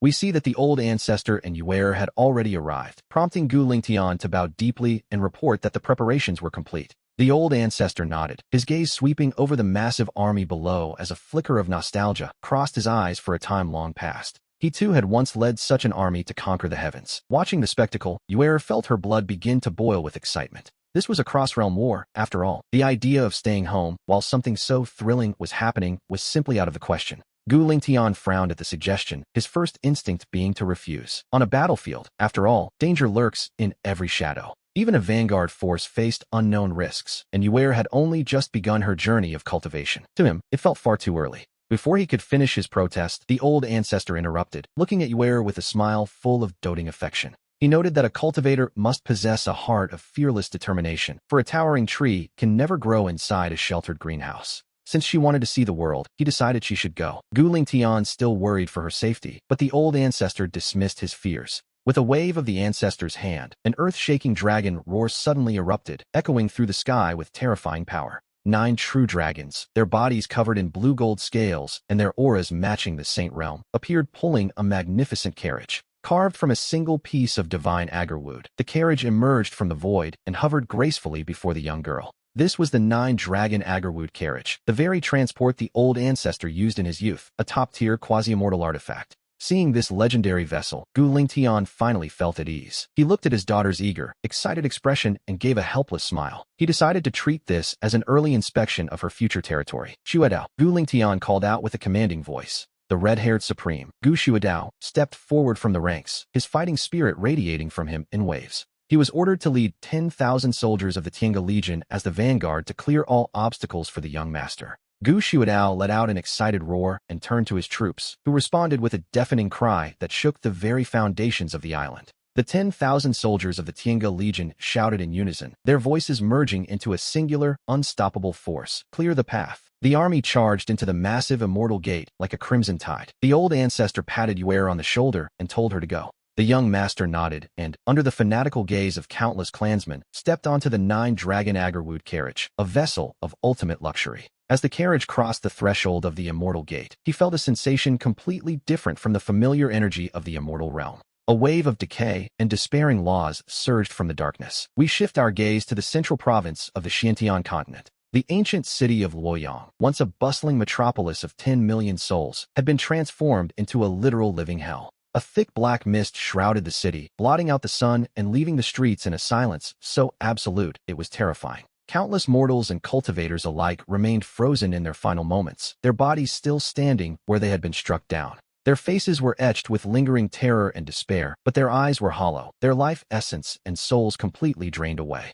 An invisible force was steadily siphoning their energy into the sky. Delicious, truly delicious, a voice whispered from the gloom. From within the shadows came a sound that made the very soul tremble. Give me more, just a little more. The voice claimed that by devouring the living beings of this region, it could finally take that last step toward becoming a truly immortal being. It sought to surpass the taboos of the Forbidden Mountains. This mass of darkness was one of the primary sources of the current chaos. This was the Soul Sovereign, a master of the Forbidden Zone who had already consumed the northern and western regions and now targeted the central province. He intended to use billions of lives to fuel a rapid ascension, seeking to break through to immortality and become a being equal to the great taboos themselves. In a corner of the city walls, a young girl in tattered clothes clung tightly to the cold, lifeless body of her younger brother. Her body shook violently with fear. She was the last person left alive in the city, saved only by a unique bloodline. This bloodline allowed her to temporarily resist the terrifying devouring force, but that was all. To be honest, her time was running out. She could feel her own vitality slipping away bit by bit. Desperate, the girl looked up at the sky, which was entirely swallowed by darkness.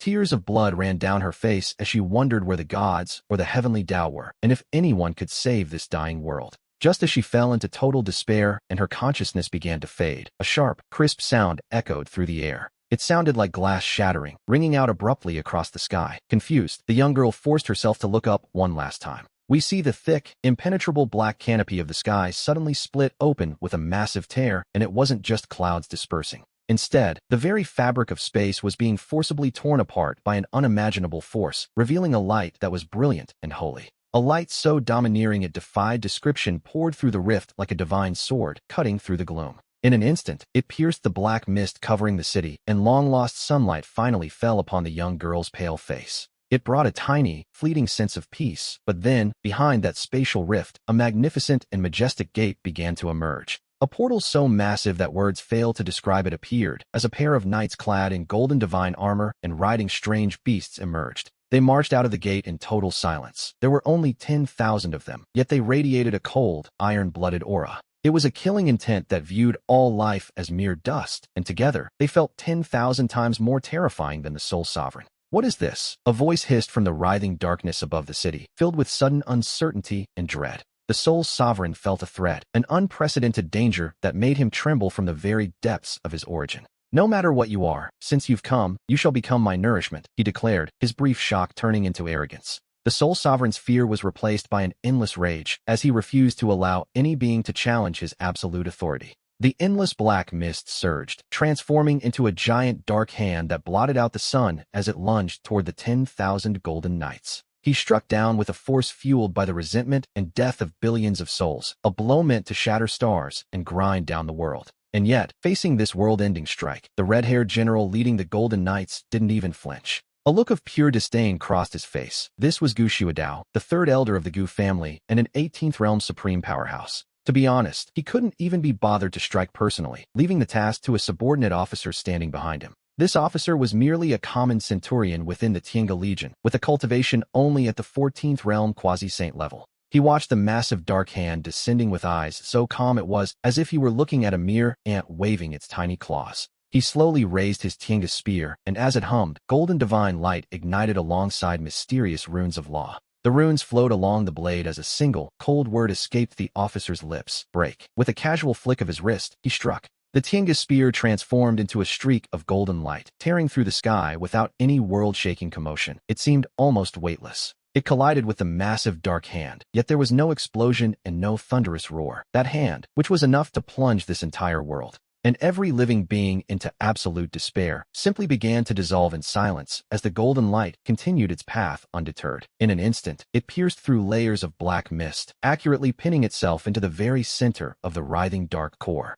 A scream so shrill it didn't even sound human erupted from the darkness, and the black fog covering the city began to churn violently. It twisted and suddenly collapsed inward, condensing into a gaunt, withered figure, a Taoist dressed in tattered black robes. This was the true form of the Soul Sovereign, and at this moment, he found himself pinned to the void by the golden Tiange spear through his chest. Golden flames spread from the wound, frantically burning away his soul and origin. Immortals, you are actually immortals. The Soul Sovereign's face was a mask of pure disbelief. He looked down at the spear in his chest, then up at the knights whose auras were as deep as the ocean, his eyes filling with ultimate terror. This was the realm he had always dreamed of reaching. You? Who exactly are you people? However, the officer didn't even bother to answer, simply bowing to Gu Shuadao. Elder, he said, this so-called dark sovereign strength is merely at the level of a 13th realm god king. The sovereign froze, an immortal, treating an old man with such reverence? And he claimed he was merely 13th realm? What lay beyond that? The soul sovereign desperately wanted to know, but his soul, his origin, and every trace of his existence were, in that very heartbeat, completely purified and turned into nothingness. A forbidden zone sovereign who had plunged the entire Xiantian continent into chaos was just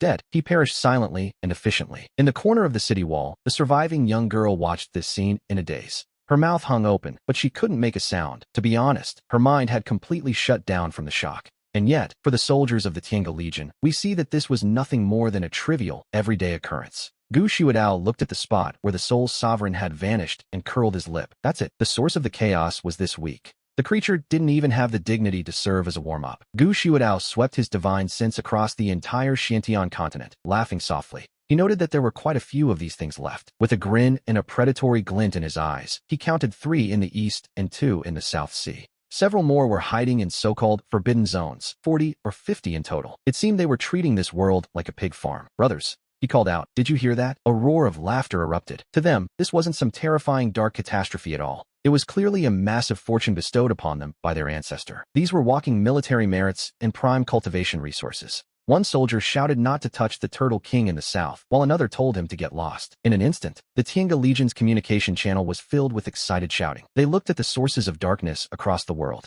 like wolves that hadn't eaten in 3 days staring at a lush sheep pen. We see that they weren't here to suppress a rebellion. They were here for an all-you-can-eat buffet. Just as the soldiers prepared to scatter and begin the hunt, a thunderous roar echoed. A vast, majestic dragon's cry emerged from the massive immortal gate, instantly silencing all the rowdy commotion. An exquisitely beautiful agarwood carriage, pulled by 9 newly ascended true dragons of the 15th realm, slowly emerged from the gate. As it descended over the ruined ancient city, the very laws of the world began to tremble and bow in submission. The carriage curtain was lifted by a slender, pale hand, and a figure dressed in pure white robes stepped out. He looked down from his high vantage point at the devastated land, feeling the strange atmosphere where destruction and new life were intertwined. So, this is my world, he whispered to himself. At that moment, inside his mind, the system, which had completely resigned itself to its fate, cautiously popped up a new notification. It had detected the host's arrival. A scene mission titled, The Master's Inspection, was triggered. The objective, enjoy the fireworks prepared for him with the poise of a victor.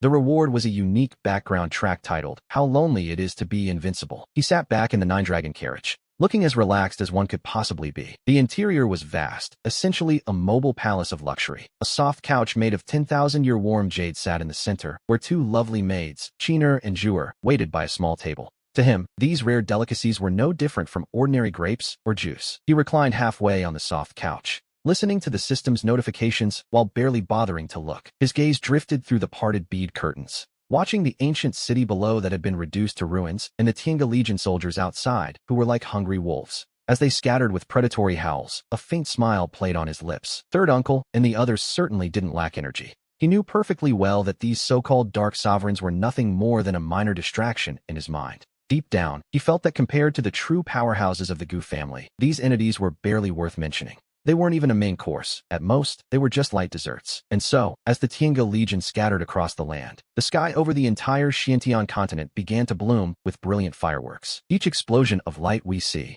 represented the total erasure of a source of darkness. In the east, a 10,000-foot demon formed from pure resentment had just awakened from its slumber. It let out a roar, but before it could display its divine might, a Tiange commander appeared. A single spear thrust through its skull pinned it to the mountains. Its massive body exploded into a mist of pure origin energy. Meanwhile, in the South Sea, on an island built from countless skeletal remains, 2 terrifying dark sovereigns were busy dividing the life force of the continent. Suddenly, a sword light descended from the heavens, striking the entire island. It split everything in 2. The power of the laws contained within that strike instantly erased their very existence. In the north, beneath the frozen snowy plains, an ancient sovereign who thought he was well hidden was plucked up like a small chick. Under a gaze filled with terror and pleas for mercy, he was slapped into a bloody smear. To the natives of Xiantian, these masters of the forbidden zones were invincible harbingers of the apocalypse. But against the Gu army, they were as fragile as paper. This wasn't a war, it was a one-sided slaughter. He leaned back on the couch, finding the scene quite pleasing to the eye. He sighed with genuine appreciation. Yet, just as he was enjoying this grand fireworks show, his divine sense flickered. He suddenly noticed something rather interesting happening to the east of the ruins of the ancient city of Luoyang. About 1,000 miles away in a secluded valley, we see a dozen battered figures fleeing in desperation, while behind them, several demonic creatures that had escaped from the Dark Sovereign's black mist were in hot pursuit. These survivors, whose cultivation levels were quite low, the strongest barely reaching the Tao-seeking realm, possessed a remarkably unyielding will. The young leader in particular, despite being gravely injured, remained steadfastly at the front to protect the others. The blood flowing from his wounds was actually golden. It was the human emperor physique, a discovery that piqued his interest. Even in the immortal realm, this was considered a decent constitution. Though it paled before his own longevity immortal physique, if nurtured, the boy could potentially become a saint. He hadn't expected to encounter such a rarity in a small place like this. Since he was in a good mood, he decided to casually sow a seed of kindness. Reaching for the fruit plate beside him, he picked up a half-eaten spirit fruit and gave it a sharp flick. The remnant of the fruit transformed into a streak of light, instantly crossing 1,000 miles to appear precisely in front of the young boy with the unique physique. In the valley, the boy, Mu Ziyu, watched with bloodshot eyes. They were descendants of an ancient family from the central continent. When the dark turmoil erupted and their family was destroyed, they became the last remaining sparks, fleeing through a sea of corpses. Now, it seemed their journey had reached its end. His companions urged him to move, refusing to let the guards' sacrifices be in vain. They tried to pull him away to continue their escape, but just then, a red light descended from the sky and hovered before him. It was a fruit that had been bitten in half. Everyone froze in confusion. To be honest, it wasn't exactly the divine intervention they expected. Ziyu was equally dazed, but as he caught the scent of the fruit, he felt a surge of life energy so vast it made his soul tremble. He was utterly stunned. Deep down, he could sense that eating even this half of a fruit would change everything. Not only would his injuries heal instantly, but his cultivation might even break through. This was a divine fruit. He was certain it was a gift from a god. Without a moment's hesitation, he grabbed the fruit and, ignoring all decorum, stuffed it into his mouth. A terrifying explosion of energy erupted within him, flooding his dying, broken body. In an instant, his body was restored to its peak as golden blood surged toward the sky, his cultivation climbing rapidly through the middle stages of the Tao-seeking realm. It reached the late stages, then the peak, and finally ignited the soul fire of the seventh realm. It was, quite simply, a miracle. The survivors wondered what divine being had saved them, and together, they turned toward the direction the fruit had come from, toward Luoyang City, and knelt. They bowed their heads in deep gratitude, thanking the mysterious benefactor for saving their lives. Ziyu vowed that if he ever managed to quell this chaos, he would build a temple and a statue in the deity's honor, offering prayers day and night. Inside the nine-dragon carriage, we hear this desperate cry of thanks. He merely offered a faint smile. A temple wasn't necessary, as it had been a trivial gesture. To him, it really was just a casual act of kindness. It was like a billionaire tossing a single coin to a beggar, not even bothering to remember the man's face. However, at that very moment, the entire Xiantian continent suddenly trembled violently, without warning. A presence far more terrifying than all the previous Dark Sovereigns combined erupted from the deepest part of the continent, from within the forbidden zone known as the Hidden Heaven Valley. As it soared into the sky, the very laws of the world began to wail and retreat before its overwhelming power. Even the soldiers of the Tiango army, who were busy sweeping through the remaining enemies, stopped in their tracks. Their expressions grew solemn as they looked toward the valley. Outside the carriage, Elder Gu Xuedao, who had been resting with his eyes closed, suddenly snapped his eyes open, a flash of excitement in his gaze. Finally, it seemed a decent opponent had decided to show up. A dark sovereign at the peak of the 17th realm. How interesting. This would finally be a chance to properly stretch his old bones. The Hidden Heaven Valley stood as the foremost of the 7 great forbidden zones. Rumor had it that this was the battlefield of gods and demons from a previous era. It was a place where more than one true deity was buried, where deathly energy and malice intertwined to create the continent's most terrifying landscape. Even before the dark turmoil erupted, this place was the ultimate nightmare for any cultivator. To be honest, only the foolish or the desperate would enter. Even a saint risked falling if they dared to step inside. And now, as that horrific aura finally awakened,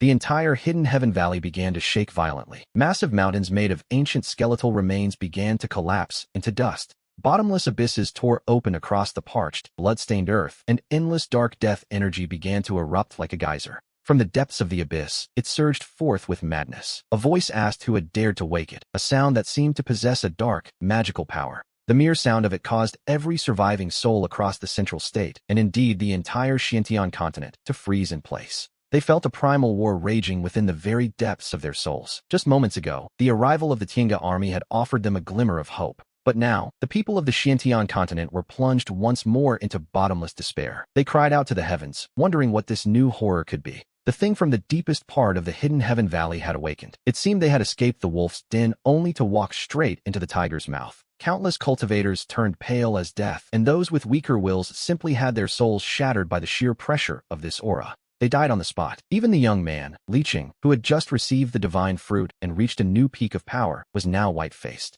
His body trembled uncontrollably. This aura was terrifying. It was, without a doubt, a presence that far surpassed even the immortals. The guards beside him collapsed directly to the ground, lacking even the strength to stand. Before this overwhelming presence, they felt utterly insignificant. They felt like a tiny leaf caught in a violent storm, liable to be swept away at any second. Then, a thunderous roar echoed through the world. Under the terrified gaze of countless living beings, the very center of the hidden heaven valley began to split apart. The pressure was so great that the world's laws seemed to groan. It was the ancient dark sovereign, the supreme being sleeping in the valley's depths. Rumor had it he was once the emperor who united the Xiantian continent in a previous era. To seek eternal life, he had sacrificed his own path. He had fallen into darkness. Old monsters who had lived for ages and knew the ancient secrets let out cries of pure despair. He was actually still alive. To them, the emergence of such a figure meant that the entire Xiantian continent no longer had a single chance of survival. With a sharp crack, the lid of a stone coffin began to slide open slowly. A withered, pale hand reached out from within. It gripped the edge of the coffin. Then, a figure wearing a tattered yellow robe and an imperial crown slowly began to rise. His face was gaunt, like a dried-up husk. With just the simple movement of sitting up, he changed the very atmosphere of the continent. The void of the Xiantian continent shattered like a mirror. Countless chains of divine laws manifested around him, glowing with ancient power. Then, they snapped instantly. Inside his hollow eye sockets, 2 clusters of ghostly blue soul fires slowly began to burn. His gaze seemed to pierce through time and space, instantly locking onto the golden-armored knights hovering above the ancient city of Luoyang. They were outsiders, completely out of place in this world. The voice of the ancient dark sovereign, Shea, rang out again with a hint of curiosity. He found it interesting that they could tear through the world's barriers to reach his resting place. He wondered if they, too, had come for this world's essence. As he slowly stood up, a terrifying aura of absolute dominance erupted, as if he alone ruled everything under the heavens. Unfortunately for them, he declared they were too late, as the essence of this world belonged solely to him. And since they had arrived, they would simply have to perish along with this world. Yes, he intended to take everything for himself. He told them they would become the fuel for his path to immortality. With those words, he raised a withered palm toward Luoyang. He pressed down lightly. There was no world-shattering explosion or apocalyptic vision, but beneath that simple gesture, something terrifying happened. The entire sky and earth of the central state seemed to be seized by an invisible, giant hand. Everything, space, time, laws, and primordial energy, began to collapse inward and vanish. Everyone present felt a sudden, suffocating pressure. Just as the natives of the Xiantian continent believed the end had truly come, a burst of wild, excited laughter erupted. It surged from the ranks of the Tiango army, completely drowning out the Dark Sovereign's arrogant display. To them, a mere Saint Realm cultivator was hardly worthy of being called an emperor. Gu Xuedao stepped out from the formation, his battle intent erupting like a volcano. He watched the dark hand descending and, far from feeling fear, he was actually trembling with pure excitement. In the next moment, his body began to grow at an impossible speed, thousands, then tens of thousands of feet tall, all in the blink of an eye. Gu Xuedao transformed into a colossal avatar with his head touching the clouds and his feet firmly on the earth, wreathed in golden flames of blood qi. Every inch of his muscles surged with explosive power as a terrifying, supreme pressure soared into the sky. It instantly shattered the aura the Dark Sovereign had been so proud of. The ancient being could only stare in shock. Inside his hollow sockets, the 2 clusters of soul fire flickered violently. He was clearly stunned to see a powerhouse of the same level. To be honest, the stranger's blood qi and refined laws seemed even greater than his own. He couldn't believe it. He was supposed to be the strongest. He couldn't fathom how the outside world could produce such a powerhouse, but before he could think, Gu Xuedao's fist, larger than a mountain, was already upon him. It surged forward with a terrifying force that seemed to tear the heavens and earth apart. "Break for me!" a roar thundered, echoing through the world as the blow landed. 2 forces of absolute peak power collided violently in midair. Curiously, the world-shattering cataclysm one might expect didn't actually happen. The Dark Sovereign's massive hand of darkness, capable of annihilating an entire realm, stood no chance against Gu Xuedao's fist of pure, unadulterated violence. It was as if the dark hand were made of mere paper, utterly crushed and swept away in an instant. After all, Gu Xuedao was no weakling, even among the Supremes. With a sickening thud, the Dark Sovereign's supposedly indestructible body was sent reeling. he flew backward like a tattered ragdoll, crashing violently into the deepest reaches of the hidden heaven valley. The impact pulverized the massive mountains formed from the bones of ancient gods and demons. One punch, just a single punch, was all it took. The Dark Sovereign, who had driven the entire Xintian continent to the brink of despair, was simply swatted away. Across the entire continent, every living soul watching this battle was left in a state of complete shock. Li Chengzhang stood with his mouth agape, his mind unable to process what he was seeing. Those old monsters, who moments ago looked like they were facing death, were now staring in a daze. They wondered what on earth was happening. This certainly wasn't how the script was supposed to go. Inside the nine-dragon carriage, we see the young master curling his lip, thinking his third uncle is still far too violent. He noted that while the man could have used elegant laws and divine techniques, he insisted on using his fists. He sighed internally and picked up another spirit fruit. He took a crisp bite. Meanwhile, from the ruins of the hidden heaven valley, the Dark Sovereign crawled out in a truly pathetic state. His chest was caved in by a massive fist print, his yellow robes were shredded, and his imperial crown sat crooked. We see his blue soul fire flickering wildly. He stared fixedly at Gu Xuedao's colossal avatar, his voice filled with a mix of shock, rage, and disbelief. "You are not from this world," he realized aloud. He realized their laws and their great Tao were completely incompatible with this realm. He demanded to know if they were from the immortal domain and why they had crossed over. It had finally dawned on him that these people didn't belong here at all. "You talk too much," Gu Xuedao muttered, picking at his ear. A look of pure impatience crossed his face as he looked down at the Dark Sovereign, much like one might look at a chicken waiting for the slaughter. He told the ancient being to stop screaming and to hurry up and reveal his true form already. His eyes looked as if they might pop out of their sockets. He truly doubted his own ears. He was the Dark Sovereign, the supreme ruler of the previous era. And yet, someone was suggesting he be treated like a mere pawn. To him, this was the ultimate humiliation. "You seek death," he hissed, word by agonizing word. The words seemed to be squeezed through his teeth, dripping with endless rage and killing intent. Then, with a deafening boom, a surge of energy erupted. A dark aura, several times more terrifying than before, exploded from within him. Throughout the hidden heaven valley, every ounce of deathly energy and resentment seemed to answer a sudden, dark summons. We see these malevolent forces gathering frantically, swirling toward his broken body to fuel his transformation. His frame began to swell as his withered flesh filled out once more. Dark, demonic patterns began to crawl across his skin like living shadows. These marks radiated an aura of omen and destruction. "I will tear you into 10,000 pieces," he screamed, his voice a jagged edge of fury. The Dark Sovereign let out a primal roar that shook the very foundations of heaven and earth. However, faced with this desperate display of power, Gu Xuedao merely curled his lip in disdain. "Angry are we? Good. I haven't had enough fun yet," he muttered, cracking his neck with a casual air. The sound of his joints popping echoed through the air. In his eyes, which shone brighter than any sun, the desire for battle only grew more intense.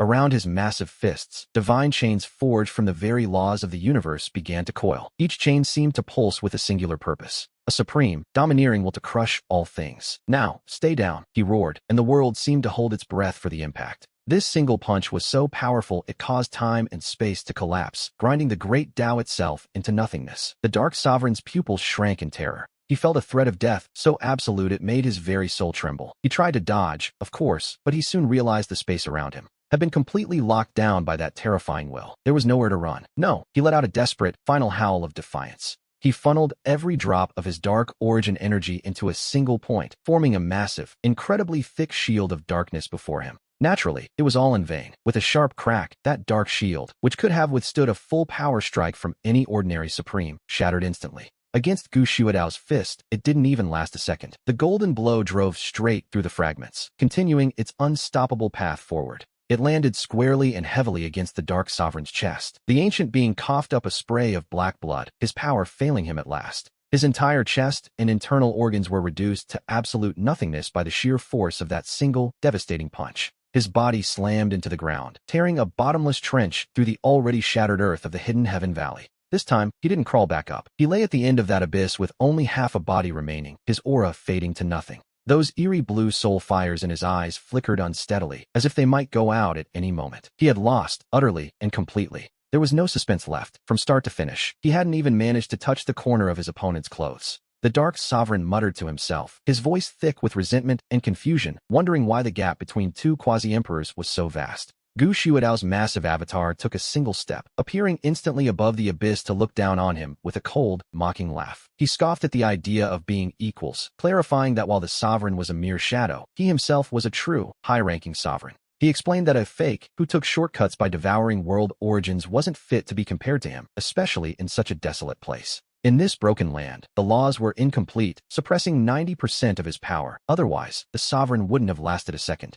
Gu Xiudao's words struck the Dark Sovereign's heart like a heavy sledgehammer. High-ranking sovereign, he wondered what these realms even were. In his mind, the quasi-emperor stage was the end of cultivation in this world. Anything beyond that was the stuff of immortal legends. The realization that the hierarchy of the immortal domain might be entirely different sent a bone-chilling shiver through his fading soul. Gu Xiudao told him to stop playing dead, reaching down with a massive hand to snatch the sovereign's broken body like a common insect. He pulled him from the abyss and offered two choices: reveal his true form and become a loyal mount for his young master, living a life of luxury and perhaps even attaining immortality, or be crushed instantly so his essence could be refined into a pill. Gu Xiudao's voice was devoid of any emotion as he told him to choose. The Dark Sovereign fell into a heavy, defeated silence. What remained of his body trembled slightly in Gu Xiudao's grip. We see him weighing his pride against the absolute reality of death. And what is dignity, really, when compared to survival? He had already sacrificed everything to linger in the darkness for eons.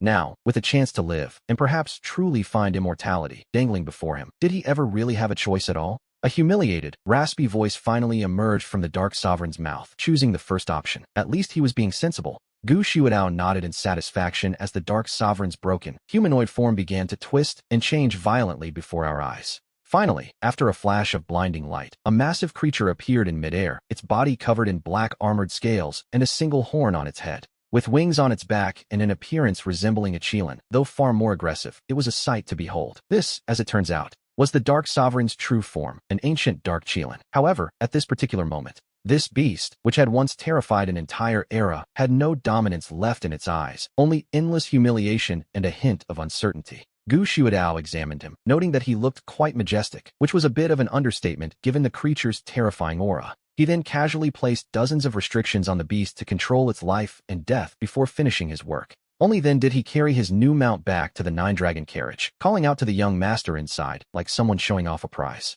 He asked Yuan how he liked the mount his third uncle had caught for him, suggesting the beast should pull the carriage from now on. He claimed it was much more impressive than the 9 dragons. Inside the carriage, Yuan put down his jade tablet, looking at the beast with a sigh. The dark qilin looked utterly soul-crushed, and Yuan wondered aloud if another mount was perhaps a bit redundant at this point. Gu Xiudao patted his chest confidently, insisting it wasn't redundant at all since this was a saint-level mount. He admitted their family had a few, but a mutated qilin like this was still a rare find. Just then, a long-awaited voice echoed in Yuan's mind. The system announced that the hidden mission to suppress the Dark Sovereign had been completed, and the rewards were being issued. The rewards included a complete Earth origin, which was immediately sent to the system space, followed by even more treasures. A random immortal physique origin and the Chaos Immortal Bell were also delivered. To be honest, that is quite the haul for one afternoon. With the beginner missions finished, the Worker of the Heavens system officially rebranded itself as the Heavens Vacation System. A system sprite named Xiao AI introduced herself, ready to serve her esteemed host, and asking if he required any assistance. She even offered to play some background music. Yuan didn't even have time to complain about the sudden change in the system's personality before he was completely distracted by that string of incredible rewards. Earth Origin and the Chaos Immortal Bell? Not bad at all. Yuan looked at the rewards, each more impressive than the last, and tentatively called out to the system, or rather, to Xiao AI, in his mind. He asked her to bring out all the rewards so he could see them. Of course, my esteemed host, the system sprite replied. Xiao AI's voice was almost sickeningly sweet. In the next moment, a world-shaking transformation occurred within the system space. The once empty void was instantly replaced by a luxurious presidential suite, and right there on the central table, 3 items were laid out. First was a golden orb radiating a supreme imperial pressure, as if it contained the birth and death of an entire universe. This was the Earth origin. Next to it was another orb wrapped in chaotic mist, its exact form hidden from view. However, it emitted an aura that felt both familiar to his own longevity immortal physique and yet distinctly different. He surmised this must be the random immortal physique origin. Finally, there was an ancient, heavy bronze bell cast from an unknown divine metal, etched with patterns of the sun, moon, stars, and chaotic demons. This was the Chaos Immortal Bell. Yuan's gaze was instantly captivated by it. He could feel that this bell shared a deep connection with his grandfather's bronze immortal coffin, as well as the chaotic green lotus seed he used for his foundation. They seemed to originate from the very same place. It carried that primitive aura from the dawn of creation, a truly heaven-defying treasure. He curiously asked Xiao AI about its origins. She explained that the Chaos Immortal Bell was a primordial treasure born alongside the chaotic green lotus seed. It was a weapon of pure slaughter. One ring could suppress eternal time and space and erase the laws of the great Tao. Its power was infinite, a primordial treasure for slaughter. Yuan's eyes lit up. He was currently lacking a proper weapon, so this bell really couldn't have arrived at a better time. As for the Earth origin, it was also quite useful to him. His father, Guling Tian, was in the Heaven-Earth realm. If his father could refine this origin along with the world's source, he might actually reach the mysteries of the true immortal realm, just as grandfather said. Then he glanced at the random immortal physique origin and discovered it was the source of the indestructible immortal physique. The indestructible physique focused on physical immortality, remaining unblemished through 10,000 tribulations and capable of regenerating from a single drop of blood.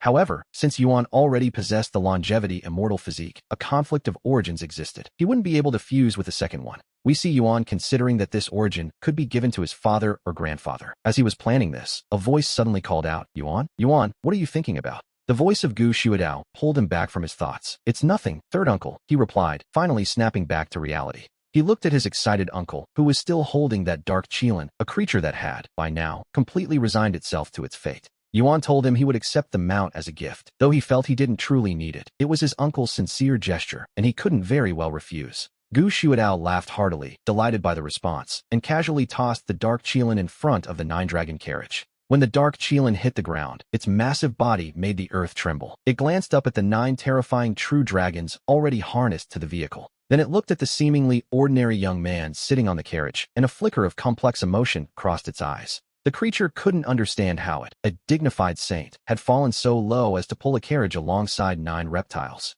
To be forced into service for a mere child in the blood-moving realm, to the Qilin, the world had truly gone mad. Suddenly, reports began to flood in. Elder, all forbidden zones have been cleared. The east and west are purged. The South Sea is pacified. Divine messages converged from every corner of the Xiantian continent, reporting the progress of the battle to Gu Shuadao. In just a brief moment, the dark chaos that had ravaged the entire continent for centuries was being systematically dismantled. The Tiange Legion's vanguard had completely stabilized the situation. To the locals, these dark forces had seemed invincible, godlike beings beyond reach. Yet, these high and mighty dark supremes were crushed like mere insects before they could even put up a fight. Well done, Gu Shuadao remarked. Satisfied, Gu Shuadao turned back to the boy. Yuan, this world has been cleaned up. It's quite tidy now, wouldn't you say? He asked if Yuan wanted to begin extracting the world's source immediately, or if he had other plans. His meaning was clear. This world was now Yuan's property. Yuan realized he could do whatever he wished with this realm. After a moment of thought, he said, there's no rush. It's not going anywhere. He admitted he hadn't had a chance to look around yet, and wanted to explore. He was, quite naturally, curious about this new world. After all, this was the very first gift he had ever received. It only made sense to inspect his new estate. Understood, his uncle replied. Gu Shuadao agreed instantly. Wherever you want to go, your uncle will take you. Yuan decided they should start with those so-called forbidden zones. Yuan mentioned that he had heard there were quite a few good things inside, having learned from his system that these forbidden zones were special. They were relics of the previous era, or perhaps even older, hiding countless secrets and treasures that now, fortunately, belonged to him. With a grand wave of his hand, Gu Shuadao declared they would head to the ancient hidden lands, personally taking the reins of the 9-dragon carriage. The newly appointed Dark Qilin was also pressed into service, acting as a temporary guard as it trotted alongside the magnificent vehicle. As they flew toward their destination, the view of the Xiantian continent below was one of utter devastation and ruin. The earth was stained with dried blood and littered with broken remains, while countless cities had been reduced to nothing but smoldering rubble. What was once a thriving world of men was now silent and dead. The source of the dark chaos was gone, but the scars remained. It would likely take tens or even hundreds of thousands of years for this world to recover from such a catastrophe, a sobering thought, indeed. However, Yuan felt this wasn't his burden. He was here as a victor to claim his prize, not to play the role of a savior. Before long, the 9-dragon carriage descended through the clouds, hovering directly over the vast expanse of the ancient hidden lands. By now, the Tiange Legion had thoroughly scoured the area, leaving no stone unturned in their pursuit of total security. Every dark creature and trace of deathly energy had been purged, replaced by a sense of ancient, boundless power that filled the air. Yuan stepped out of the carriage and onto the soil, a ground paved with the remnants of ancient gods and demons from ages past. Even through the soles of his boots, he could feel the immense, raw energy pulsating deep beneath the surface of this land. Gu Shuadao barked an order to his soldiers, telling them to dig 30,000 feet deep and overturn the very earth for his nephew's treasures. Thousands of Tiange legionnaires shouted their obedience in unison, falling upon the land like a swarm of incredibly disciplined, divine laborers. They began a carpet-style excavation of the ancient hidden lands, with some soldiers manifesting their massive, 10,000-foot-tall forms to assist. Their hands acted like colossal excavators, uprooting entire mountains with a single pull as they searched for the hidden wealth below. Others released their magical treasures as beams of divine light, probing deep into the crust to sniff out the aura of ancient artifacts. Meanwhile, Yuan strolled nearby with his hands behind his back, looking very much like a relaxed overseer inspecting his new estate. A captain came running over excitedly, holding a piece of golden bone in his hands that had just been unearthed from deep underground. It appeared to be the bone of an ancient divine beast, still flickering with a trace of immortal divinity, an excellent material for forging weapons. Yuan took one look and curled his lip, telling the man it was decent enough and he could keep it, leaving the captain overjoyed. It seemed following the young master meant there would always be rewards to share, as another officer soon came rushing toward them. In his hands was a radiant divine herb, a sacred plant at least 100,000 years old known as the nine-turn soul-returning grass. It possessed the miraculous power to revive the dead and regrow flesh. Yuan simply sniffed it, nodded, and told him to use it for tea. Reports began flooding in of divine or veins being uncovered and blood pools containing the lingering souls of ancient gods and demons. In no time at all, a steady stream of various spoils of war was being presented to Yuan, treasures that, back on the Xiantian continent, would have caused absolute carnage to obtain, yet in his eyes, they all seemed rather ordinary. To be honest, he wasn't easily impressed. The Gu family had plenty of such things, and since he'd used them since childhood, he preferred rewarding the loyal soldiers who served him. Just as he was beginning to feel a bit bored and prepared to return to his carriage to lie down, a streak of light appeared in the distance. It was flying toward them at incredible speed, and within that light was a woman dressed in a tattered phoenix robe with a stunning face. Despite her beauty, she carried an air of gloom and exhaustion, though her aura had remarkably reached the 14th rank quasi-saint realm. The streak of light cut through the sky and finally came to a halt at the edge of the ancient hidden lands as the glow faded away.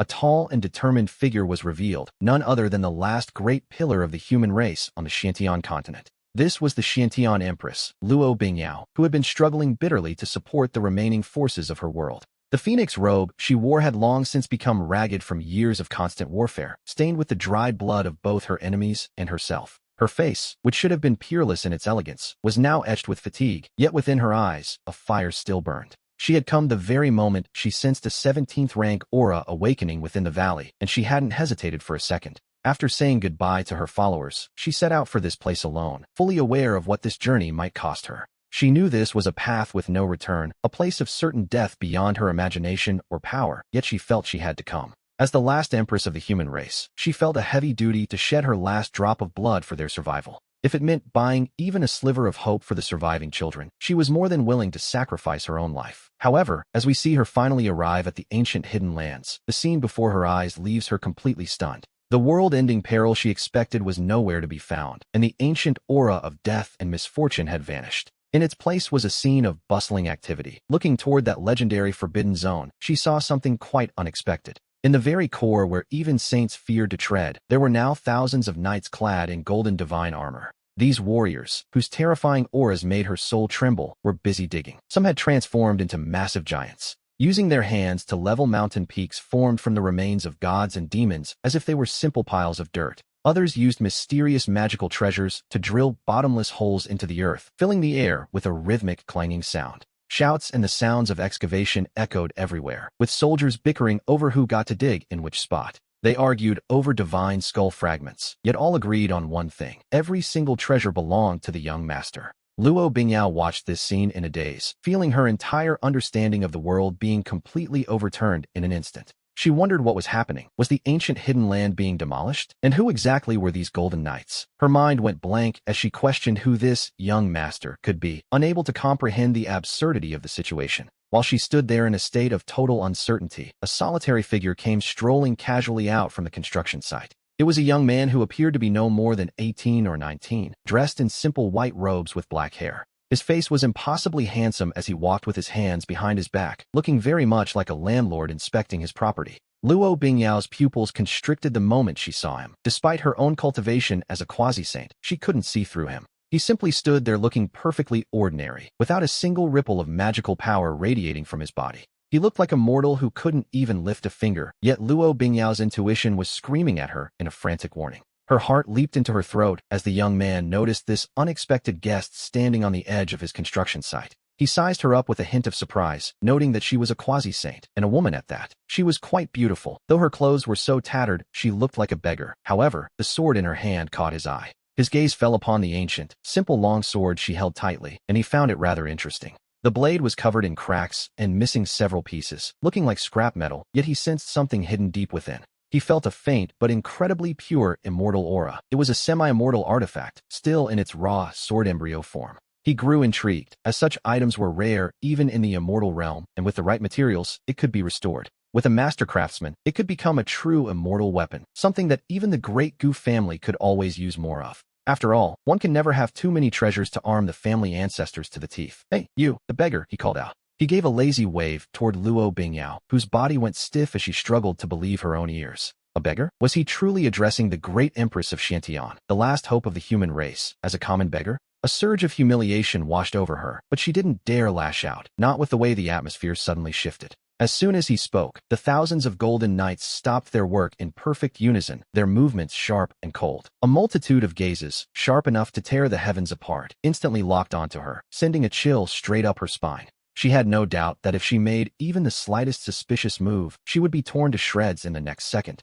Taking a deep breath to suppress her fear and shame, she began to walk toward him with extreme caution. Every step felt incredibly heavy, as if she weren't treading on the bones of demons, but walking through a sea of fire. Seeing her hesitation, he curled his finger impatiently, signaling for her to hurry up and come closer. Luo Bingyao felt a jolt of alarm and dared not delay any longer, quickening her pace until she finally reached him. As she approached him, the proximity allowed her to feel it more clearly, a faint, ethereal presence emanating from him. Yet, it felt as if he were one with the great Tao itself, creating the terrifying illusion that he wasn't just a man. To her, he seemed like an incarnation of the world, a celestial giant of the ages. Luo Bingyao struggled to speak. Her voice was dry from sheer nerves, but he didn't bother answering her unspoken questions. Instead, he pointed at her sword. He told her to let him see that broken blade, speaking not with a request, but with an absolute, unquestionable command. Luo Bingyao's heart sank, as this Juxian sword was a supreme treasure passed down through her sect for countless millennia. It was her greatest trump card, and though it was shattered with barely a fraction of its power left, it remained legendary. It was still one of the top divine weapons in the Xiantian continent, yet this mysterious youth demanded it immediately. She gritted her teeth and summoned every ounce of her courage to refuse, stating it was an inheritance she couldn't surrender. However, the moment the words left her mouth, a terrifying surge of killing intent erupted from directly behind her. A golden knight holding a celestial halberd had appeared out of nowhere, the cold edge of his blade already in place. It hovered right against the back of her neck. A single flick would send her head rolling across the dirt. The knight's voice rang in her ear like a death sentence, telling her that if the young master asks, she must obey. Luo Bingyao's body froze instantly as cold sweat soaked her back, leaving her with no doubt about the knight's sincerity. Deep down, she knew that if she dared to utter another word of protest, her soul and body would be extinguished. She felt a chilling sensation against her skin as the sharp aura from the pale gold halberd pressed closer. The hair on her arms stood up, and she was certain that one more syllable would cause that blade to slide down. Her heart sank to the very bottom as she wondered who on earth these people could possibly be. She had come here prepared to die fighting the darkness of the Burial Heaven Valley, yet she hadn't even seen the enemy yet. Instead, she had run into a group far more terrifying and far more unreasonable. He watched her stand there, completely paralyzed. We see the woman's face turn deathly pale, yet her eyes still flicker with a stubborn, desperate resolve that he finds rather amusing. He wonders why she's still acting this way, so he waves a hand to signal his guards to stand down. The Tiange knight huffs coldly. The knight withdraws his weapon, though the killing intent locked onto Luo Bingyao doesn't fade. He tells them not to scare the poor girl. He speaks lazily, noting that while this world belongs to him, he isn't a bandit and won't take her things for nothing. Hearing this,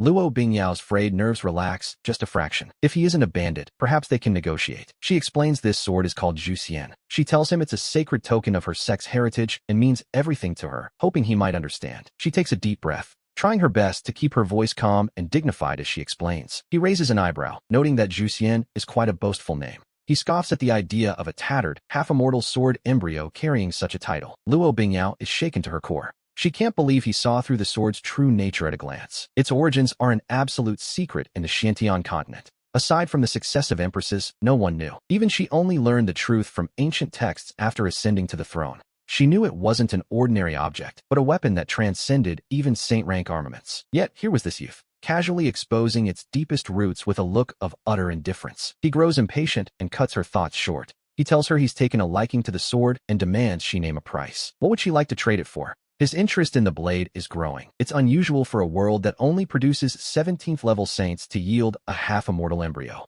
Luo Bingyao stands there dazed. To be honest, she never expected him to actually offer a trade. It was a bit much to process. Her mind struggles to keep up. What could she possibly want? He watches her blank expression and clicks his tongue. He assumes from her ragged appearance that she probably doesn't even know what good things look like. He begins rummaging through a ring. This storage ring was a gift from his mother, the holy mistress of Yaoqi, for his 18th birthday. It is, naturally, quite special. The space inside is terrifyingly vast, more than enough to hold dozens of royal treasuries. He pulls something out. He asks if she wants a 9-transformation golden pill. Even a wounded saint-rank powerhouse would be back on their feet instantly. He pulls out a jade bottle and waves it in front of Luo Bingyao, whose eyes look as though they might pop out of her head at the sight of a 9-transformation golden pill. Wasn't that the legendary divine pill that only immortals could refine? And to think, it was meant for those in the saint realm. She wonders what kind of level the saint realm even is, feeling her understanding of reality being shattered over and over again. Seeing no reaction, he assumes she isn't interested. He casually tosses the jade bottle back and continues rummaging through his ring. He asks if she would prefer these leaves from an ancient enlightenment tea tree.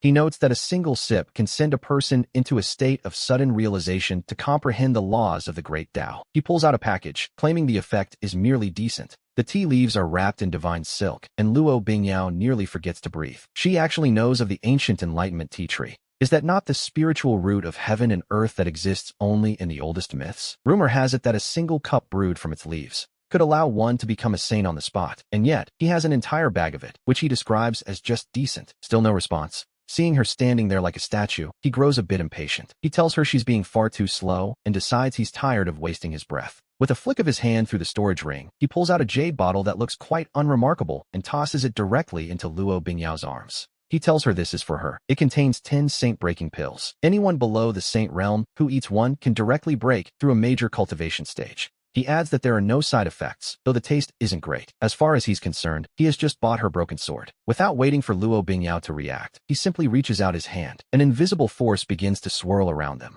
The Zhuxian sword in Luo Bingyao's hand slips from her grasp uncontrollably, floating gently until it lands in his palm. Luo Bingyao instinctively clutches the jade bottle to her chest, looking completely dazed by the sudden turn of events. She looks down at the bottle emitting a rich medicinal fragrance, then back up at the youth who has already begun inspecting his new acquisition. Her brain completely freezes. A saint-breaking pill that allows a direct breakthrough with no side effects? It sounds like a fairy tale. She feels as though she's dreaming. To be honest, who would just toss such a heaven-defying pill aside so casually? And he gave her 10 of them, all for a tattered sword. This doesn't feel like a trade anymore. It feels like pure, unadulterated charity. An unprecedented sense of absurdity and shock explodes in Luo Bingyao's heart. She had always believed that such things were impossible. She had always seen herself as the pinnacle of the Xiantian continent, the guardian deity of the human race, and an empress whom countless beings looked up to. But today, we see her realize just how ignorant and, frankly, how poor she truly is when standing before people like these. Everything she once took pride in now seems laughable and utterly insignificant. The sword is decent enough, though it is a bit broken.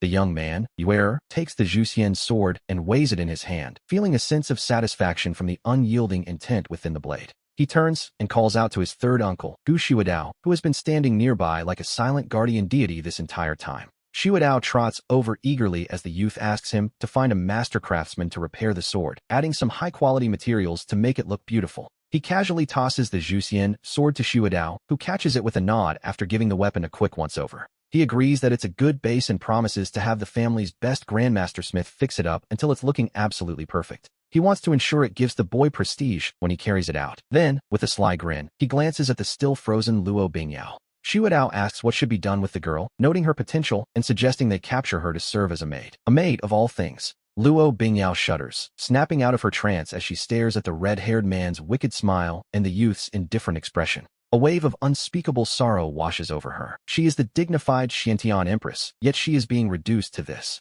She clenches her fists until her nails dig deep into her palms, her heart a storm of humiliation, resentment, and burning anger. All these emotions intertwine within her, but in the end, they settle into a heavy, suffocating sense of total powerlessness. How could she even resist? A single glance from them could erase her soul. She is nothing more than a fish on a chopping block now. She can only wait for her fate to be decided. The youth, Yuer, takes a long look at Luo Bingyao and admits her clothes are a bit tattered. However, her foundation is excellent. She is tall, beautiful, and possesses a cold, stubborn temperament that is quite rare in the immortal realm. Compared to the pampered saintesses and princesses he usually sees, she is unique. But to be honest, he already has plenty of maids. His current attendants, Qing'er and Zhu'er, are both saint-level cultivators who are masters of the arts and experts at taking care of his needs. They keep him quite comfortable, and he isn't looking for anyone new. He waves his hand, clearly having lost interest in the idea. We see Yue looking at Luo Bingyao with a gaze that treats her like a completely optional object, but then his tone shifts. He rubs his chin as if a new thought has struck him, noting that this world has been beaten to tatters and lacks anyone to manage it. He observes that she seems to be the highest-ranking native leader here, causing Luo Bingyao's heart to tighten in suspense. Not knowing what this mysterious young master is planning, she can only nod nervously and introduce herself as Luo Bingyao. She begins to say she is the empress of the Xiantian continent, but her voice fades to a tiny whisper at the end. In front of these powerful beings, she truly feels ashamed to call herself an empress, but Yue simply nods in understanding. He casually decides that since she is the empress, he will simply leave her in charge of managing this entire world. It is as if he is arranging a trivial errand, leaving Luo Bingyao stunned and doubting her own ears once again. She wonders what he could possibly mean by leaving the world to her, so he clarifies his intent immediately. He explains that from this day forward, Luo Bingyao will be his designated agent within this particular world. With a hint of impatience, he explains that her task is to restore order, comfort the survivors, and manage things on his behalf. He also expects her to collect any rare treasures or interesting items she finds, noting that she won't be working for free. By becoming one of his people, she will have his protection, allowing her to walk tall in this world without fear of anyone. He tells her that if anyone disagrees, she should just give them his name, striking a pose of absolute confidence.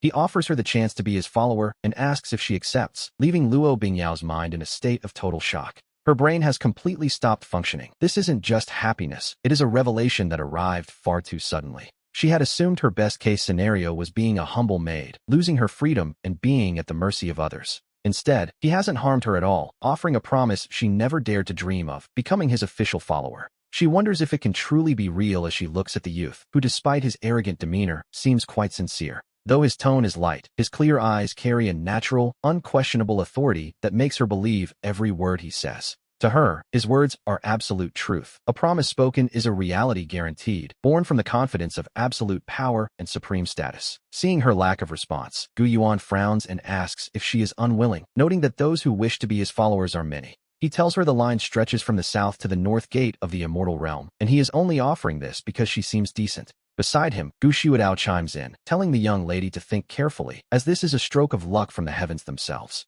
He boasts that their young master is the most noble existence in the Gu family, and being his follower is a rare honor indeed. Luo Bingyao trembles, finally snapping out of her shock to look at him, realizing the weight of the opportunity before her. Her eyes, once filled with despair and caution, now burn with endless excitement and fervor as she understands the gravity of this moment. Deep down, she knows this is her only chance, not just for herself, but for the survival of the entire Xiantian continent. By clinging to such a powerful figure, rebuilding her world is only the beginning. She could lead it to heights never seen before. Without a moment's further hesitation, she drops to one knee before him, casting aside her pride as an empress for a greater future. Placing her hand over her heart, she performs the most ancient and solemn knight's salute of her world, pledging her life to him. She vows to follow the young master with death-defying loyalty and never betray him, her voice ringing out with firm, powerful conviction. From this moment on, she is no longer the isolated empress struggling alone. She is the follower of the Gu family's greatest genius. Gu Yuan nods with satisfaction, thinking to himself that he has finally secured some free labor to handle the world's tedious affairs.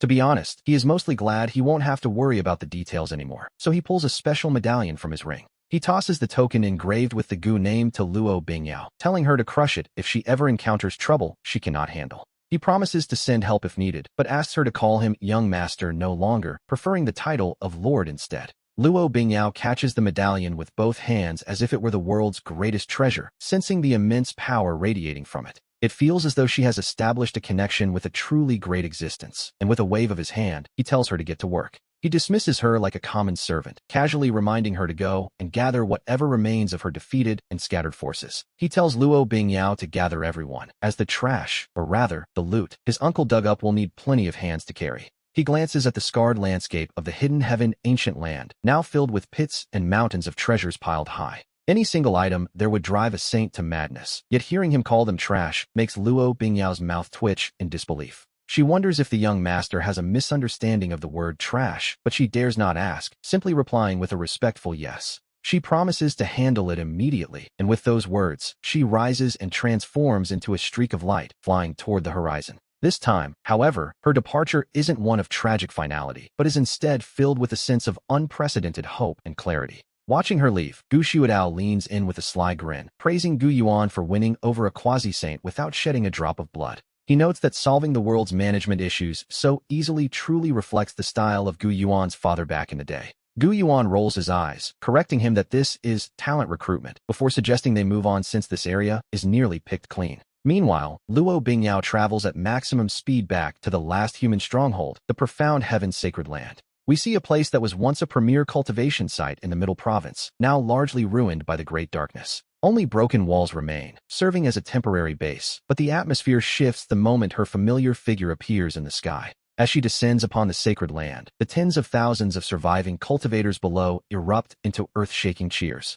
They cry out that their empress has returned safely, and among the crowd, a white-haired old man begins to move forward. This elder, a quasi-saint himself, trembles as he flies up to meet her, his face etched with the relief of a survivor. He is the former lord of the sacred land, and the most powerful elder remaining by Luo Bingyao's side. With a voice shaking from lingering fear, he welcomes her back and asks about the terrifying events at the Hidden Heaven Valley. Not long ago, a horrifying aura from that valley had plunged them all into despair, making them fear their empress was walking to her death. Luo Bingyao looks down at her devoted people, their faces filled with genuine concern, and feels a wave of complex emotions wash over her. Taking a deep breath and gathering her strength, she prepares to make a grand announcement to the waiting crowd. She announces that the ancient Dark Emperor, who had awakened from the Hidden Heaven Valley, has been suppressed by a divine being from beyond. The great darkness that ravaged their profound heaven continent for centuries has finally ended, and her words strike the crowd like a golden thunderbolt. The news explodes in everyone's minds, and for a moment, the entire sacred land falls into a deathly silence before the storm breaks. Suddenly, cheers erupt that are 10 million times stronger than before, as people scream in disbelief that the darkness is truly over. Many wonder if they are dreaming, weeping as they realize they are saved, with countless people embracing each other in pure joy. They had been oppressed by the darkness for so long that they had almost forgotten the taste of hope, yet here it was, descending from the sky. Hope had arrived in a way they could never have imagined, and the old sacred lord is so moved that tears stream down his face. He grabs Luo Bingyao's hand, asking incoherently what happened and who this divine being from beyond could possibly be. Looking at the excited faces of her people, Luo Bingyao feels 1,000 different emotions swirling within her heart. She begins to recount everything she witnessed in the Hidden Heaven Valley, though she keeps one specific detail to herself for now. She tells them everything except for the fact that she has become Gu Yuan's follower, watching their faces as the story unfolds. When they hear that the Dark Supremes, beings who could destroy worlds, were as fragile as ants before the golden armored knights, and were slaughtered as easily as cutting vegetables, the entire crowd is left speechless by the sheer scale of the power described.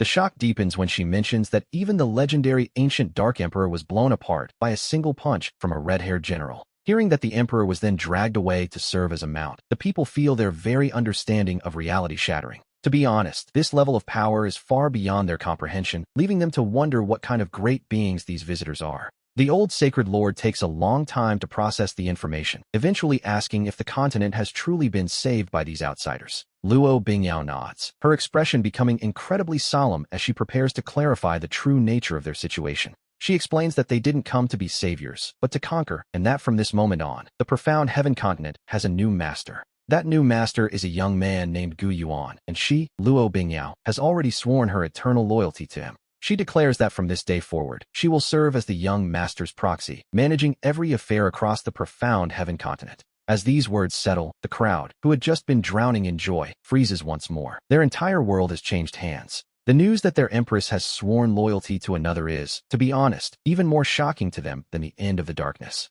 A young, hot-blooded general can no longer restrain himself and steps forward to protest, asking how this could possibly be allowed. He argues that after finally escaping the darkness, they shouldn't submit to another, especially since she is the empress of their world. The old sacred lord's face pales as he shouts for silence, insisting that the empress must have her own profound reasons for such a choice. The young general shrinks back at the rebuke, but his face still burns with defiance, and he is certainly not the only one feeling this way. Many present share his sentiment. They admire the empress and are grateful to the divine visitors, but their pride remains wounded. Handing over the sovereignty of their entire world to a stranger they have never met is a bitter pill to swallow, emotionally speaking. Luo Bingyao watches their reactions, having expected this exact response, yet she shows no sign of anger toward her people. She looks calmly at the young man and asks, "General Zhang, tell me, without the young master and his divine army, could we have one?" General Zhang opens his mouth but finds no words as she presses further, asking if they could have ever ended the great darkness alone. The general lowers his head even further as she asks if they could have restored life to a world so broken and scarred. As General Zhang falls into a heavy silence, Luo Bingyao's voice rises with power, sweeping across the crowd as she answers for them. She reminds them that they could do nothing but watch as their world slid into the abyss, watching their loved ones suffer time and again. It was Gu Yuan, she tells them, who gave them hope when there was none, and who gave this dying world a second chance at life. She asks if they truly believe swearing loyalty to him is a humiliation, her eyes flashing with a conviction that demands their attention. She tells them it isn't a humiliation, but a supreme honor to follow such a great being, a blessing their continent hasn't seen in ages. Her voice echoes through the sacred land like a thunderclap, shaking the very hearts of every person standing before her. Swept up in the raw emotion of her words, the people begin to bow their heads, their faces now clouded with a deep sense of shame. She asks them what right they have to question her decision, or to find fault with the divine being who saved them all. Luo Bingyao admits she understands their lingering doubts, but promises that once they see the trinket the young master gave her, they will understand. To show the vast gap between them and Gu Yuan, she uncorks a jade bottle, and suddenly, an indescribable medicinal fragrance erupts. The scent pours out like a flood, transforming into auspicious clouds and colorful lights that instantly blanket the entire profound heaven's sacred land. Everyone who catches a scent of this aroma, regardless of their cultivation level or how severe their injuries are, feels a sudden, profound change. They feel their internal wounds healing at an impossible speed, while those who had been stuck at cultivation bottlenecks for years feel something shifting. Even their very power begins to stir as if it might break through, leaving them wondering what kind of divine pill could possibly do this. The old sacred lord, being the closest, feels it most clearly. Just one breath of the fragrance makes his withered blood feel vibrant again. He stares intently at the jade bottle in Luo Bingyao's hand, his eyes filled with absolute shock and disbelief. Luo Bingyao pours out a single pill the size of a longan fruit, glowing with radiant colors and covered in mysterious, ancient patterns. She explains that this is the saint-breaking pill, and according to the young master, anyone below the saint realm can ignore their bottlenecks. With just one pill, they can break through an entire major realm, a claim that causes even the old sacred lord to lose his composure. He cries out in shock, wondering how such a thing is possible, as it completely defies every known law of cultivation. Elder Yiming asks with a trembling voice if she is joking, but instead of answering, Luo Bingyao turns her gaze elsewhere. She looks directly at the young general who had protested earlier and notes that he is currently a 13th rank god king. She observes that he is only one step away from the saint realm, but has been unable to cross that threshold, which the general shamefully admits. Luo Bingyao holds out the saint-breaking pill, offering it to him as a gift right there in front of everyone. She challenges him to take it and swallow it before the crowd, and General Zhang finds himself completely frozen by the offer. His body begins to tremble, not out of fear, but from an irrepressible surge of excitement. His name is Zhang Cheng. As the most brilliant general of the younger generation, Zhang Cheng has followed the empress through countless battles, earning great merit. We see that Zhang Cheng is a man of remarkable talent, having reached a high level of cultivation at such a young age. He had endured secluded meditation and braved forbidden lands, nearly dying just to obtain a single holy herb, yet the saint realm remained out of reach. It was an invisible, untouchable threshold, a barrier that felt all too real as it firmly blocked his path forward. And now, the Empress was telling him that this tiny pill could allow him to simply step over that barrier. It seemed impossible. It wasn't that he doubted her, but he didn't dare believe such a heaven-defying object existed. "What is it, General Zhang? Are you afraid?" Luo Bingyao watches him, her voice calm, yet carrying an unquestionable power. "Or perhaps you think this is all a lie?" Zhang Cheng shudders and quickly drops to one knee, stammering that he simply finds the entire situation to be utterly inconceivable. A flash of grim determination crosses his eyes as he declares his willingness to try it for her. Even if it were poison, what would it matter? His life already belonged to the Empress, and if he could verify the pill's truth for her, he would die without regrets. Besides, there was a chance. What if it were actually real? The Saint Realm was the dream of a lifetime, and with that thought, Zhang Cheng casts aside his hesitation.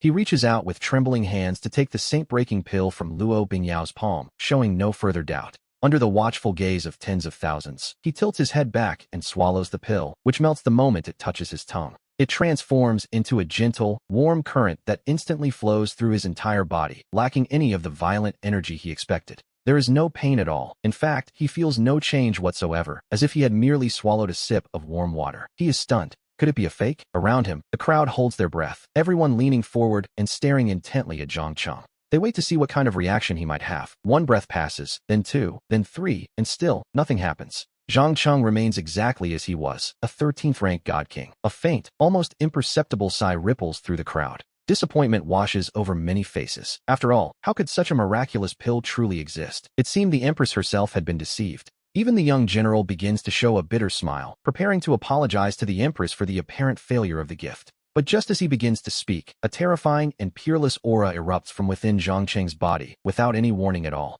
A golden light erupts with a thunderous roar, surging toward the heavens like a massive volcanic explosion. The force tears a giant hole through the clouds above the profound heaven-holy land. As the laws of heaven and earth begin to shift, as if answering a call, the energy of the world rushes toward Zhang Cheng, while mysterious Saint Dao runes begin to manifest. These runes circle him, emitting the resonant sounds of the great Dao. This is the summoning of sainthood. The old holy lord is the first to react, his eyes wide and his mouth agape as he points at Zhang Cheng, who is now bathed in holy light. His voice turns sharp with pure excitement as he realizes the truth. Zhang Cheng is actually about to break through. In his own time, a cultivator would fast, pray, and go into seclusion for decades, facing a near-certain death just for a glimpse of this power. But look at Zhang Cheng. He simply swallowed a pill, stood there for a few breaths, and the transformation began. He is becoming a saint. To be honest, this doesn't even look like a breakthrough. It looks as simple as having a glass of water. Under the stunned gazes of the crowd, Zhang Cheng slowly rises into the air, his eyes closed as he feels the endless power flowing within. He can clearly feel that, in the face of this medicinal power, the barrier he once feared is nothing more than a thin sheet of paper. The barrier is punctured with ease, his soul is sublimating, and his physical body is undergoing a complete metamorphosis. His understanding of the great Tao grows at an incredible speed. This is it. This is the true power of the Saint Realm. Zhang Cheng lets out a long laugh that echoes like a dragon's roar, shaking the very heavens as he snaps his eyes open. Two cross-shaped beams of golden light shoot from his eyes, and the entire holy land trembles under the weight of his saintly pressure. He succeeded. He has truly stepped into the 14th rank quasi-saint realm, and yet, his aura continues to climb at a terrifying rate. It rises through the early stage, then the middle stage, only slowing down once it reaches the late stage of the quasi-saint realm. A single pill didn't just help him cross the gap between gods and saints. It allowed him to break through 3 sub-realms at once. He has reached the late saint realm instantly. A deathly silence falls over the entire profound heaven-holy land. Everyone stands frozen, as if under a spell, staring blankly at the figure in the sky radiating such overwhelming power.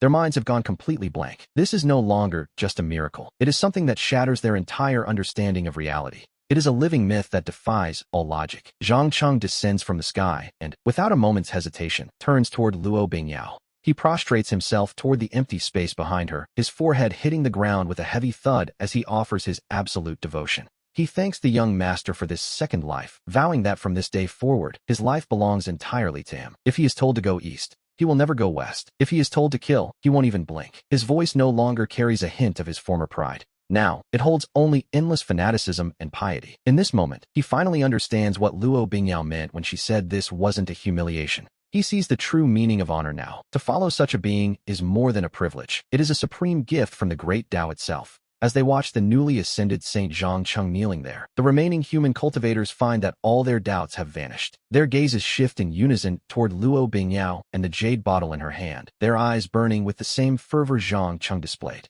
One after another, they begin to fall. Led by the old holy lord, tens of thousands of human cultivators drop to their knees simultaneously. They cry out that they are willing to die for the young master, their voices rising like a mountain tsunami that echoes through the very clouds. Luo Bingyao watches this scene unfold, her heart racing with emotion. She knows that from this moment on, the profound heaven continent is united. No one will ever dare to question her decisions again, nor will they challenge the will of that mysterious young master. She tells them all to rise. Luo Bingyao raises her hand, her voice regaining the calm majesty of an empress as she calls for the old holy lord and General Zhang.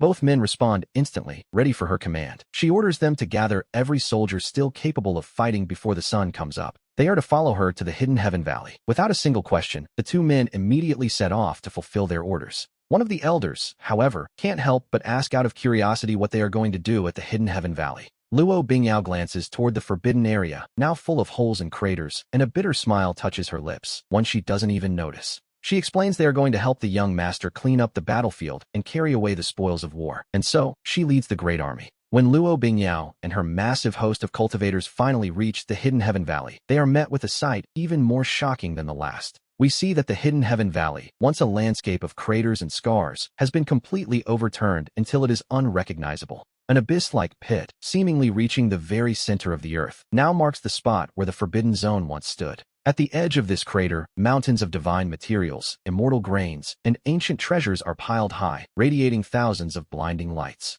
The brilliance is enough to blind anyone, yet we find the young master sitting bored on a chair crafted from pure divine gold. At his feet lies the dark Kirin, now completely submissive and acting as docile as a large black dog. Luo Bingyao approaches, announcing she has brought the help he requested. She presents the gathered host to him, her voice steady despite the overwhelming scene before her. The hearts of the onlookers nearly stop beating at the sight of the mountain-sized piles of holy medicine, divine gold, and Taoist treasures. Any single one of these items would be enough to trigger a bloody war across the profound heaven continent. Yet here, they are treated like common trash. They are simply tossed onto the ground. Zhang Cheng, who had just reached the Saint Realm and felt full of vigor, finds his confidence wavering. He looks at the golden-armored knights standing nearby, noticing that every single one of them possesses an aura no weaker than his own. In fact, many of them emit a pressure that makes his heart race with fear, instantly extinguishing any lingering trace of his newfound pride. He finally understands that the Saint Realm he was so proud of is likely nothing more than a starting point in the eyes of these beings. The young master looks over the group, noting the blood-depleted old Holy Lord and the few remaining God Kings, and he can't help but curl his lip in disappointment. He finds them a bit lacking, to be honest, but considering this world has been battered to its limits, he realizes gathering even this many wasn't easy. He tells them that since they've arrived, they should look at the small mountains of treasure nearby, explaining that those items are their rewards. Luo Bingyao and the human cultivators behind her are collectively stunned once again. Rewards? For them? They stare at the piles of supreme treasures, many of which are divine objects that previously existed only in legends and myths. The old Holy Lord trembles, stammering that these are far too precious and that they are unworthy of such a gift. The young master waves his hand impatiently, claiming he has no use for such junk and that it's merely taking up space in his sight. He orders them to take it all, restore their strength quickly, and manage this world properly, so they stop causing him trouble. The cultivators can only stare at each other in disbelief. For a moment, they are at a loss for words, as the young master's generosity is truly staggering. Luo Bingyao feels a warm current in her heart, realizing the weight of this gift.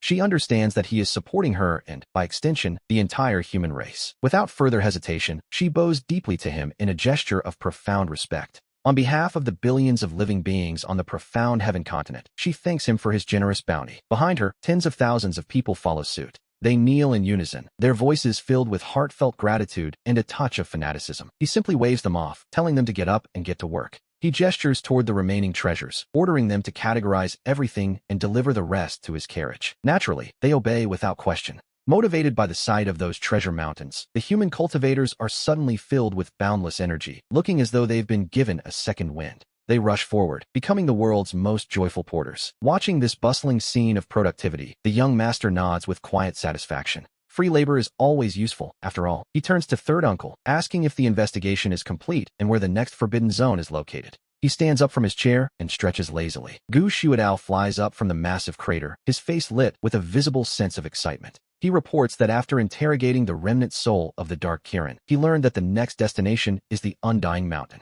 Rumor has it that an immortal elixir is hidden there, capable of granting instant immortality. This, quite understandably, piques the young master's interest. Possessing the longevity immortal body himself, he is naturally sensitive to anything regarding eternal life. He wonders why the Kirin didn't just eat it himself. He questions why the beast caused such chaos instead. Apparently, the presence inside the mountain was too intimidating, and the Kirin was waiting to reach the 18th realm. He planned to wait until he became a supreme being before venturing in. With a simple command, the young master decides it is time to go see for himself. The nine-dragon incense carriage starts up once more, with the Dark Kirin dutifully following alongside as a guardian. The procession is quite a grand sight. As they fly toward the Undying Mountain, Luo Bingyao and the human cultivators are left behind, staring at the now completely empty Hidden Heaven Valley. They look at one another with complicated emotions. A place that had stood for several eras, a forbidden zone that terrified even the greatest saints, is simply gone. Meanwhile, we turn our attention to the Undying Mountain, another legendary forbidden zone on the profound heaven continent.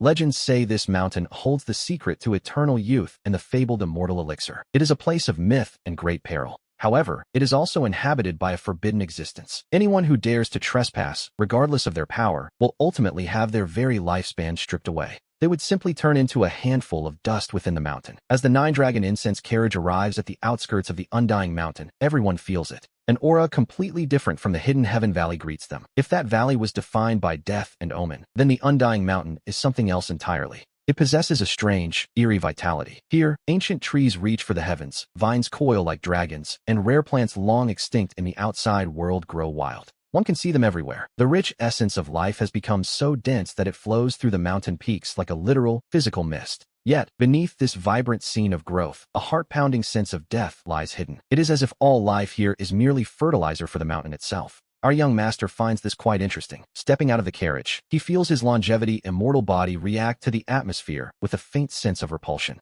It is as if he has encountered one of his own kind, but a version that has wandered down a very dark and twisted path, to be honest. Gu Xiaodao shouts a command to the Tiange army soldiers behind him, telling them all to stay sharp. This place is a bit wicked, even by his standards. He warns them not to fall into any traps. Thousands of Tiange soldiers respond in unison, their collective killing intent soaring into the sky like a storm. Their golden blood energy burns like a massive furnace, completely dispersing the eerie mists of life that try to cling to them as they move forward. With perfectly synchronized steps, they follow the nine-dragon carriage into the Undying Mountain. But the moment they enter, the environment suddenly shifts. The ancient trees and vines that looked so ordinary just a moment ago seem to come alive, transforming into massive, powerful tentacles that lash out. They whip toward the Tiange army's formation with frantic violence. Each vine flickers with saint-level runes, possessing power that is truly terrifying to behold. Such force would be enough to easily crush an ordinary saint. A mere child's trick, a Tiange captain snorts, unimpressed by the display of nature's wrath. With a single sweep of his weapon, a golden blade of light 1,000 feet long erupts, instantly slicing tens of thousands of vines into fine powder. And yet, the victory is short-lived. The severed vines turn back into life essence the moment they hit the ground, merging seamlessly back into the earth. Immediately after, even more vines burst from the soil as if they are infinite. At the same time, strange roars begin to echo from deep within the forest. Stone golems and tree demons, formed from the very rocks and ancient wood of the mountain, begin to stir and wake from their long slumber. Their eyes glow a deep crimson, and they radiate a terrifying aura comparable to that of a saint. They charge at the Tiange army without a hint of fear. With a thunderous cry of kill, the Tiange soldiers show no sign of panic. They quickly form their battle arrays, ready to meet the mountain's fury head-on. Their blood energy links together, forming an indestructible whole as the golden war sabers swing, cutting down every monster that lunges at them. The creatures are shattered into fragments, but just like those vines, they quickly begin to reform and reconsolidate after being broken apart. It is as if they simply cannot be killed. Gu Chang'e watches this scene with a slight frown, noting that the place is indeed quite wicked. Gu Xiaodao's expression turns solemn as he realizes these monsters seem to be one with the Undying Mountain itself. As long as the mountain's source remains, they remain. They can be reborn infinitely, and more concerningly, he senses they are constantly absorbing the life force radiating from our soldiers. He points toward that seemingly rich mist of life, explaining that these substances are problematic. They are actually stealing vitality from the living. Hearing his uncle Xiaodao's analysis, Chang'e's brow furrows even deeper. His own longevity, immortal body's perception of life energy is far beyond that of ordinary men. From the very moment we stepped into this Undying Mountain, he has felt an extreme sense of discomfort deep within his bones. It feels as though someone is standing right next to you holding a straw. Even if it hasn't touched you yet, that predatory intent is palpable. It's enough to give anyone goosebumps, really. The mountain feels like a living entity that never stops radiating a sense of greed and hunger for life. Xiaodao realizes this place is far too eerie and decides they cannot allow the soldiers to continue wasting their energy in such a stalemate. He looks at the battle array ahead. Although the soldiers' blood energy is still vigorous enough to last for years, something is wrong. That vital essence is indeed draining away at an almost imperceptible speed. To be honest, the soldiers of the Tiange army are the pride of the Gu family. Each one is a war machine built upon a mountain of resources, and if they were to be lost here, Xiaodao's elder brother would likely skin him alive. These ghost-like things can't be killed, and they suck away one's essence like a nest of blood-sucking mosquitoes. It's incredibly annoying. The more Xiaodao speaks, the angrier he becomes, until his supreme aura begins to burst forth uncontrollably from his body. He tells Chang'e to step back, intending to level this wretched mountain with a single punch just to see if these creatures can survive without their home. As he speaks, he prepares to manifest his 10,000-foot-tall law body, ready to solve the problem in the way he knows best. In his mind, there is no problem that a single punch cannot solve, and if there is, well, then it simply requires 2 punches. But Changa quickly speaks up to stop him, noting that no matter how annoying the mosquitoes are, one shouldn't set the whole house on fire. Changa wonders if the hidden entity within is simply waiting for them to strike first. Dao, however, tells him not to worry as he knows his own strength. He promises not to damage the carriage, assuming Changa is merely afraid of being caught in the crossfire. Changa quickly clarifies that isn't the issue at all. He looks at his muscle-brained uncle Dao with a bit of speechlessness. He points out that since this is the Undying Mountain, it must have its own unique secrets. It would be a pity to simply punch it out of existence. With his hands behind his back, Changa walks to the front of the carriage to get a better look. He watches the army of monsters that fear no death and continue to regenerate. Far from feeling any fear, his eyes are filled with something else entirely. Instead, we see a look of intense curiosity and scrutiny. He sees an ecosystem capable of self-circulation that can even steal the life force of others. If he could study this thoroughly, it might be worth far more than simply blowing it up. He strokes his chin, lost in thought. The mental gears are turning rapidly now. To him, the operational mode of this Undying Mountain is essentially a twisted version of a perpetual motion machine. Even if the path it took is crooked, turning into a predatory mode, the core laws behind it must have some merit worth taking. If he could analyze these laws and integrate them into the Gu family's own protective formations, their defenses would reach a whole new level. This is far more interesting than simply finding a single longevity immortal medicine. Dao, however, is still struggling to follow his nephew's train of thought. In his mind, something this wicked and crooked should just be destroyed immediately. He doesn't see the point in studying it at all. Changa explains that to catch a thief, one must catch the leader. To kill a snake, one must strike the heart. He points toward the depths of the mountain range. These small monsters can't be killed off, as their source is deep inside. He suggests they go straight in and take out the main nest. That would solve the problem once and for all, while maximizing the mountain's value. This way, they can also claim any treasures inside perfectly intact. Dao pauses for a moment, then slaps his thigh in realization. He wonders why he hadn't thought of that himself. He admits that Changa's mind is much sharper, whereas he only knows how to fight and kill. He scratches his head, feeling a bit embarrassed. Soon, a look of excitement and battle intent returns to his face. He agrees that they should charge straight in and see what's truly there. He wants to see exactly what kind of monsters are hiding in the heart of this mountain. Dao turns back toward the Tiange army and lets out a thunderous roar. He orders all soldiers to form the heaven-slaying battle array and crush everything in their path. Their target, the core of the Undying Mountain. Thousands of Tiange army soldiers let out a collective roar, their auras instantly weaving together so they no longer fought as individuals. Instead, they transformed into a massive golden arrow, led by a commander whose cultivation had reached the formidable 17th Restraint Saint realm. They charged fiercely toward the depths of the Undying Mountain. Wherever the battle array passed, whether it was indestructible stone golems or those strange, unpredictable vines, everything was instantly crushed into dust. Their golden blood chi gathered into a crimson torrent. This surge of energy purified every trace of evil in its path, leaving nothing behind but the remains of the crushed monsters. Although these creatures still tried to absorb life essence to regenerate, their recovery speed couldn't begin to keep up with the army's advance. And so, a broad path paved with destruction and purification was carved by force right through the heart of the Undying Mountain. The nine-dragon carriage followed unhurriedly behind the formation, while Changa leisurely returned to the comfort of the interior. He settled back onto his soft couch of 10,000-year warm jade, as his maids, Qing'er and Zhu, hurried to offer him peeled spirit fruits. Qing'er softly suggested he try a longevity fruit freshly picked from the mountain, which was rumored to extend one's life by 600 years. Changa picked up the translucent, fragrant fruit and gave it a brief look, which, as it turns out, was all the attention it would get. He tossed it aside with a look of pure disdain, remarking that stolen, second-hand life force couldn't possibly taste any good. Possessing the longevity immortal body, he felt an instinctive disgust for anything fueled by plunder. Nearby, the dark Kirin watched this play out. Her eyelids twitched at the sight. To her, that longevity fruit was one of the most precious treasures within the Undying Mountain. She had eaten them herself in the past, knowing they were miraculous even for saints. Without such luck, she might not have survived this long. And yet, this young master was actually complaining about the flavor, treating a legendary treasure like common trash. He called it second-hand life force, but in her mind, survival was all that mattered. While she questioned her reality, the carriage suddenly jolted. The nine-dragon carriage came to a sudden halt, signaling that they had reached a very specific destination. Before them lay a lake that wasn't clear, but a strange, milky white. A thin mist drifted over the surface, eerily calm. It radiated a life aura 100 times stronger than anything they had felt before. And there, in the center, sat a tiny island.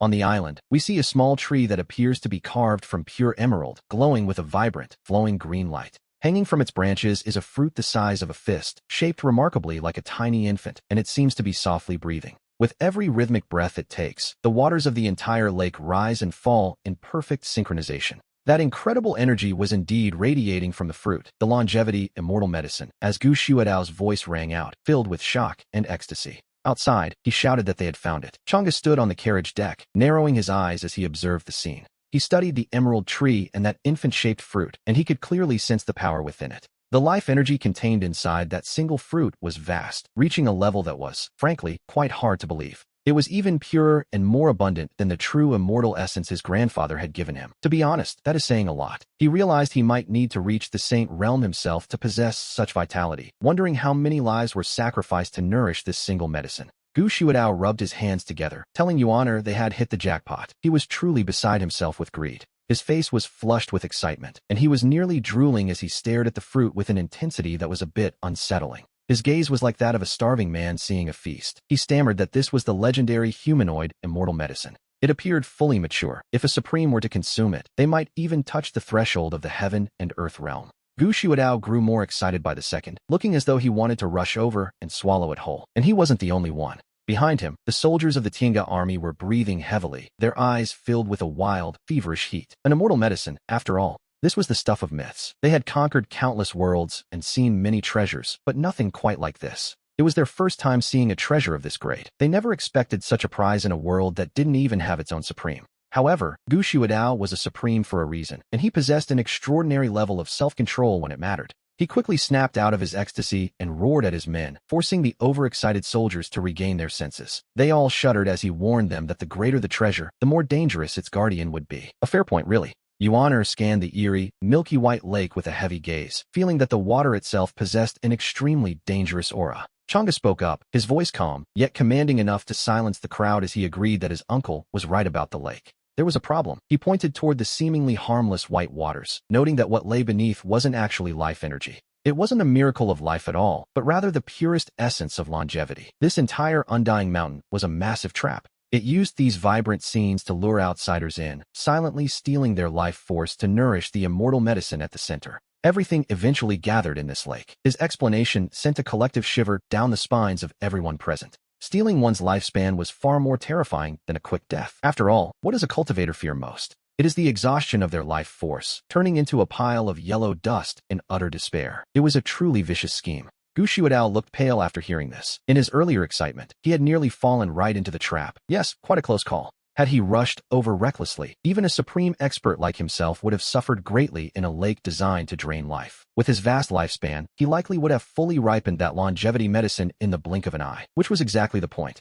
Then, the mastermind could simply take the prize and flee, or perhaps even use it to ascend to the throne of heaven and earth. Gu Shuadao admitted with lingering fear that Chang'e's observation was sharp, noting that the longevity immortal body certainly had its perks. He was growing more impressed by his nephew, whose insight surpassed even his own, despite his tens of thousands of years of experience. He asked what they should do next, suggesting that he could simply use his magical power to evaporate the entire lake. Chang'e stopped his violent uncle once again. To him, this lake water was actually a very precious resource. We see his eyes glinting as he looked at the milky lake. This was, in essence, the purest concentration of stolen life force. Though it was stolen, if they could purify the impurities and resentment within, it would become the ultimate longevity supplement. Taking it back to the family ancestors whose lives were fading would grant each of them at least tens of thousands of extra years. It was useless to him personally, but he had a large clan to consider, specifically those old monsters of the Gu family sleeping in the Forbidden Lands. Many of those ancestors were nearing the end of their natural lives, relying on deep slumber to slow the inevitable. This lake's essence changed everything. With this, the Gu family's hidden foundations would surely skyrocket. Gu Shuadao's eyes lit up at the realization this was a true treasure. It seemed as if this place was tailor-made for their clan. Perhaps the lake even had the name Gu written on it. Chang'e simply nodded. He suggested they focus on securing the immortal medicine first. Shuadao beat his chest, volunteering to handle the task himself. He wanted to see exactly what kind of ghost was playing tricks here. With a single step, he reached the shore, releasing his terrifying supreme pressure. He unleashed his power without reservation, crushing down toward the island. He roared for whatever was hiding to get out as the lake erupted. Under Shuadao's overwhelming might, the water instantly surged into monstrous waves. However, the reaction wasn't quite what we expected. The island remained eerily calm. That small tree and its fruit seemed completely unaffected, as if the storm around them didn't exist. Still refusing to show yourself? Shuadao's brow furrowed, feeling his dignity provoked. He let out a cold snort and raised his hand high. He struck the surface with a palm. Though not at full strength, it was a blow powerful enough to shatter a star in the sky. And then, a truly bizarre scene unfolded. The moment that world-destroying palm touched the milky white water, something went wrong. The energy simply dissolved in total silence. It was like a clay ox entering the sea, disappearing without leaving so much as a ripple. Suddenly, the leaves of the small tree began to rustle despite the lack of wind. Then, a voice drifted from the island, old, weary, and distant. It was the voice of someone who had seen too many ages pass. It sighed, lamenting that after so many years, someone had disturbed its peace again. The voice warned the outsiders to leave, stating this was no place for them. Longevity, it claimed, was a forbidden secret they shouldn't covet. The voice wasn't loud, yet it echoed clearly in the depths of everyone's soul. Hearing this, Xiaodao didn't back down for a second. Instead, his fighting spirit surged even higher. He cursed the hidden figure as a coward, demanding they come out and face their death. Chang'e spoke up then, his voice clear as he offered a deal. The island fell silent for a moment as the entity processed the word deal. The ancient voice returned, tinged with a hint of doubt and disdain, asking what a mere youth could possibly offer that it needed. He replied slowly, one word at a time, promising the entity true longevity. This statement stunned not just the being on the island, but everyone present. Even Gu Xiaodao and the Dark Qilin were left stunned by the offer. To promise someone true longevity, well, that was a bold claim indeed. It sounded like a bit of an exaggeration, didn't it? After all, longevity is the ultimate path that even true immortals spend eons chasing. To the world, Chang'e was merely a young cultivator at the blood transformation stage, far from such divine secrets. And yet, with the Gu family and the immense power backing him, he offered a glimpse of the true path to eternal life. It was a gamble. After those words were spoken, the entity on Foxstar Island fell into a long silence, seemingly lost in deep thought. It seemed to be weighing the truth of the statement. Finally, a soft chuckle drifted out. The voice called him an interesting little fellow. The voice invited him in, saying it would wait right there. As the words faded, the milky white waters of the lake began to stir. The lake actually parted down the middle, revealing a direct path to the island. Xiaodao, however, was far from convinced this was safe. Seeing the water divide, Xiaodao's expression darkened as he stepped in front of Chang'e. He was certain the old monster had ill intentions. Who knew what traps lay beneath that lake? To him, this was a clear setup, with the entity waiting to spring a deadly snare on the island. He feared Chang'e was walking straight into a net, but the young man simply looked on with total indifference, asking his uncle why he was so worried. He gently pushed Xiaodao aside, noting that with a supreme expert like him acting as a bodyguard, there surely couldn't be any real danger. Besides, as the saying goes, one cannot catch the tiger's cub without entering the den. He patted Xiaodao's shoulder with complete confidence. He told his uncle not to worry, as he knew exactly what he was doing. Xiaodao opened his mouth to argue, but found himself at a loss for words. He realized that as long as he was there, no one should be able to hurt the boy, unless an actual immortal appeared in this desolate place. And since an immortal appearing here seemed impossible, he simply told Chang'e to stay close and be careful. It was all he could do. Xiaodao decided that if the old monster made even the slightest suspicious move, he would strike instantly, regardless of the medicine. He was ready to turn the entity to ash first and ask questions later. Chang'e nodded and began to walk leisurely down the watery path. Xiaodao followed closely behind, his muscles tense and his supreme power circulating rapidly through his body, ready for a fight. He was prepared to unleash a thunderous blow at a moment's notice. After a brief hesitation, the Dark Qilin decided to follow them in.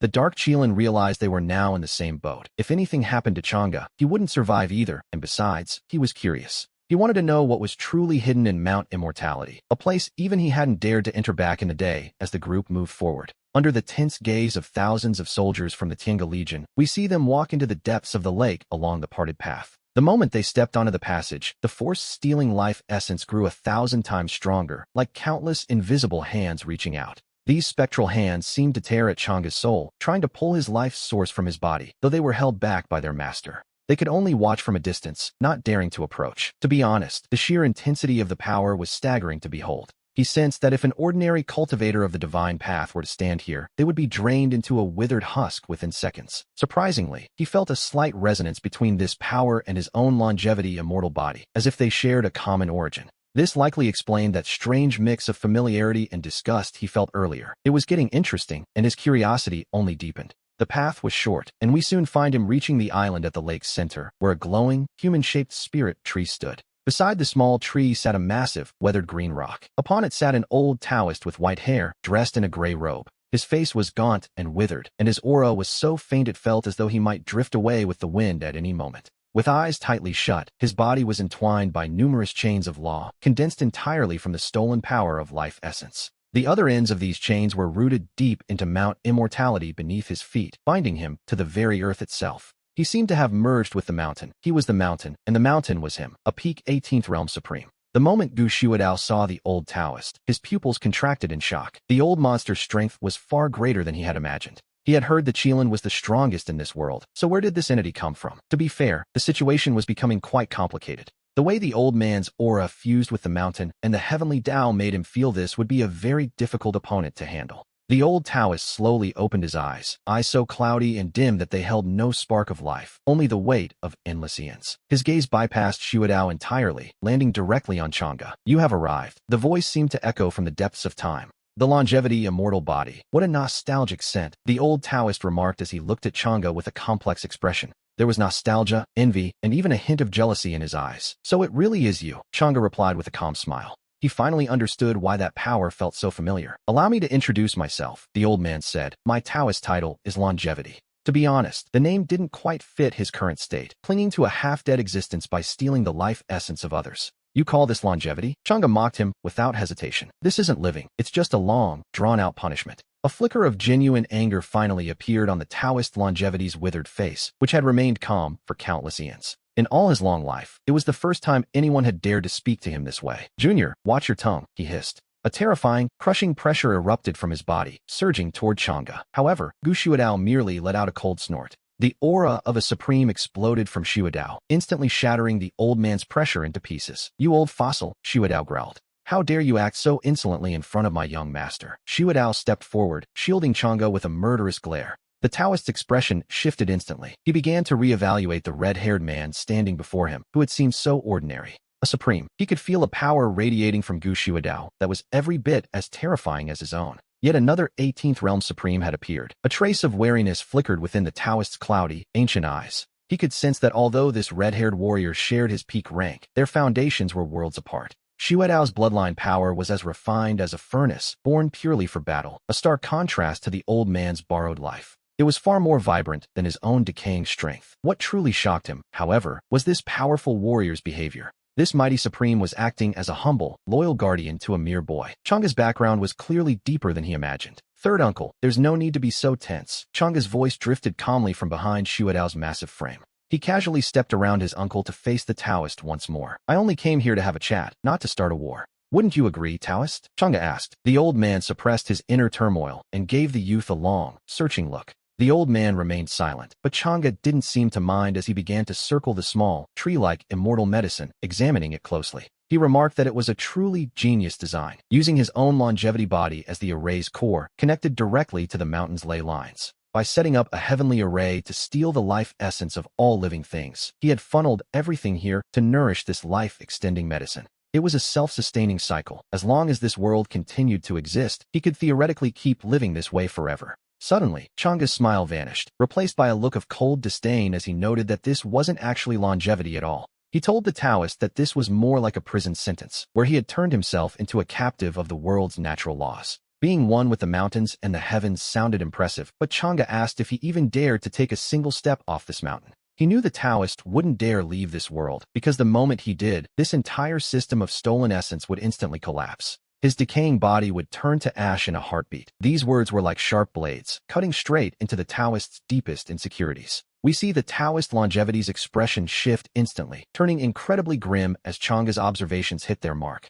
Nonsense, the old man barked, though his voice betrayed a certain hollow weakness that suggested he knew the truth. Chang'e laughed, a sound filled with mockery, and explained that true longevity meant being detached, free, and existing beyond the three realms. Real immortality meant viewing the laws of heaven and earth as mere tools and the river of time as nothing more than a passing shadow. Instead, the Taoist had bound himself to the laws of this small, broken world, living like a parasite sucking on its lifeblood. If the world lived, he lived, but if the world perished, he would go down with it. To be honest, that hardly sounds like a divine existence. Chang'e called him nothing more than a watchdog for the heavens, causing the Taoist to tremble violently as he shouted for him to shut up. The chains of law surrounding him began to shake frantically, and the entire undying mountain groaned and trembled under the strain. He was utterly enraged, as every one of Chang'e's words poked at a wound he had tried to ignore for countless ages. For so long, he had convinced himself that he was walking a grand path toward eternity, believing that with enough time, he would succeed. He felt he was destined to reach the 19th realm, even sensing that he was only half a step away from that dream.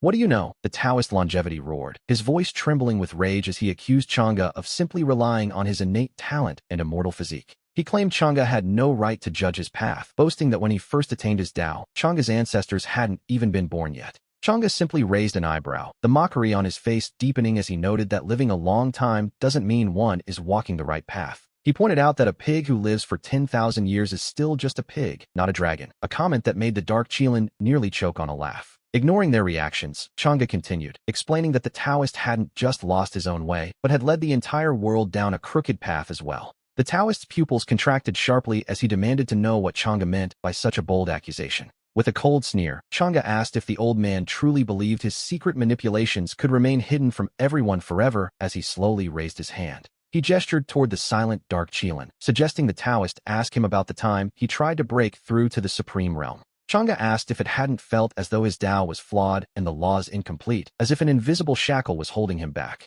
Upon hearing this, the Dark Qilin's massive body shuddered violently, and he looked up with a start. He looked at Chang'e in disbelief before turning a suspicious, uncertain gaze toward the Taoist, realizing the truth in those words. Back then, he had practiced in the hidden Heaven Valley, devouring countless spirits to condense his supreme Tao fruit, yet the process was agonizingly difficult. He had assumed his own bloodline was simply impure, which is why he attempted to trigger the dark turmoil, using all living things to extend his life. But now, hearing Chang'e's explanation, he realized this struggle might have been artificially engineered by someone else's hand. Chang'e's voice became like a devil's whisper, echoing in their ears as he spoke of how every dark turmoil had swept across the continent. He suggested that every time the Qilin devoured endless lives, there was a hidden force at work behind the scenes. The Qilin remembered it then, how every time he consumed enough life force, he would enter a strange, transcendent state of mind. It felt as though he were merging with the world's heavenly will, causing his power to explode, which only made him crave that sensation more. He had believed that by devouring enough, he could reach the 18th realm, but now that the veil was lifted, the truth felt much darker.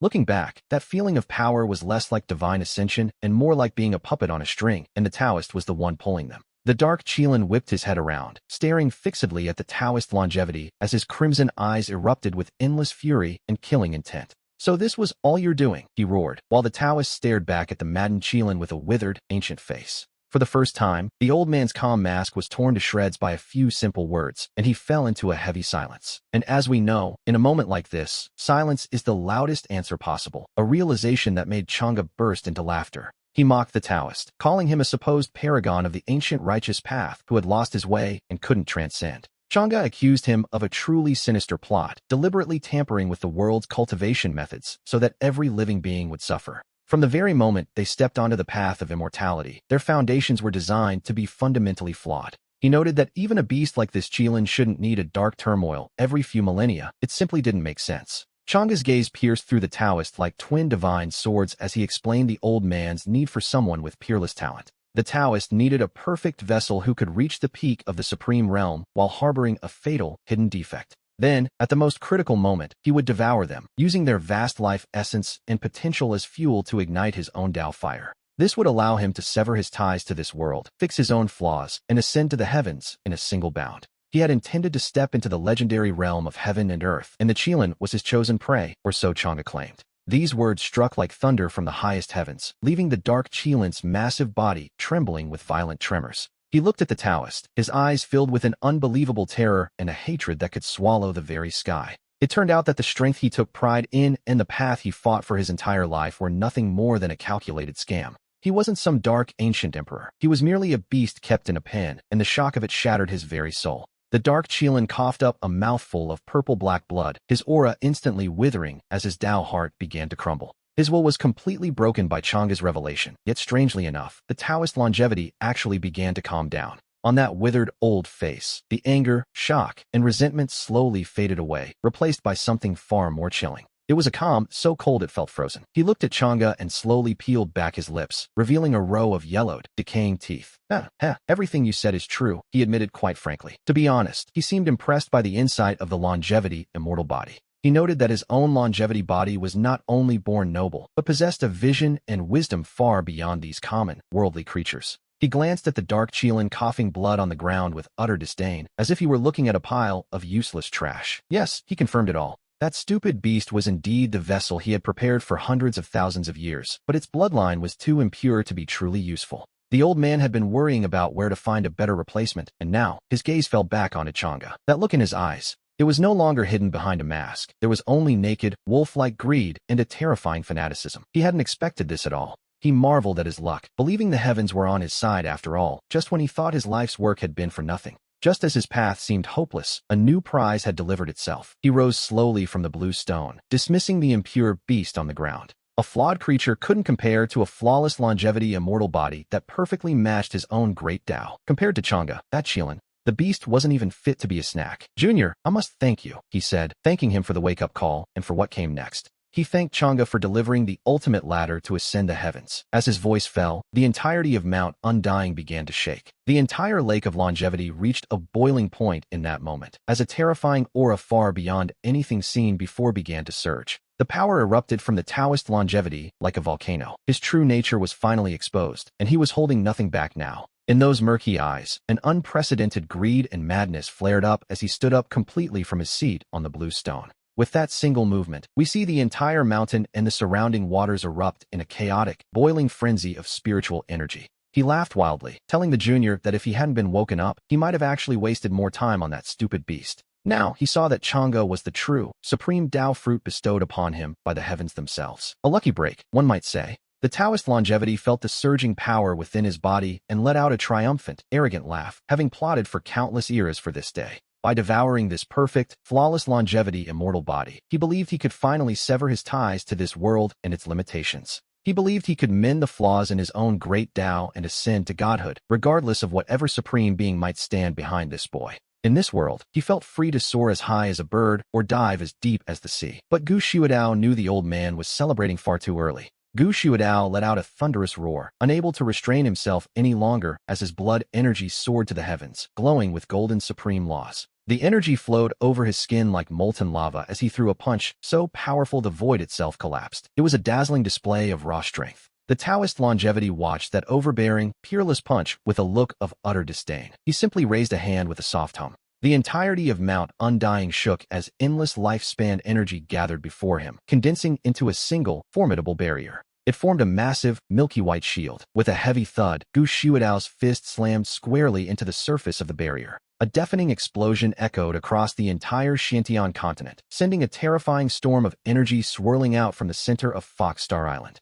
The shockwaves swept out in every direction. However, Gu Xiaodao was shocked to find that his punch, which could shatter stars, had done little damage. The shield merely trembled slightly, without a single crack appearing on its surface. He stared in disbelief, wondering how this was even possible. The Taoist longevity gave a cold, mocking laugh, declaring that within his longevity realm, he was absolutely invincible. He explained that every attack would be neutralized by the lifespan energy accumulated over countless eras, slowly draining Gu Xiaodao's own vitality. Ultimately, he would become nothing more than nourishment. As those words fell, the boiling lake of longevity reacted violently. Thousands of milky white chains erupted from the water like venomous snakes, coiling toward Gu Xiaodao from every possible direction. Gu Xiaodao roared for them to get back, unleashing his supreme power to shatter the chains into dust. But the chains were relentless. They seemed infinite. The moment they were broken, they reformed and lunged again. It was, to be honest, a rather frustrating predicament. Even someone as powerful as Gu Xiaodao found himself pinned down by these annoying shackles. "Third uncle, I told you not to get so worked up."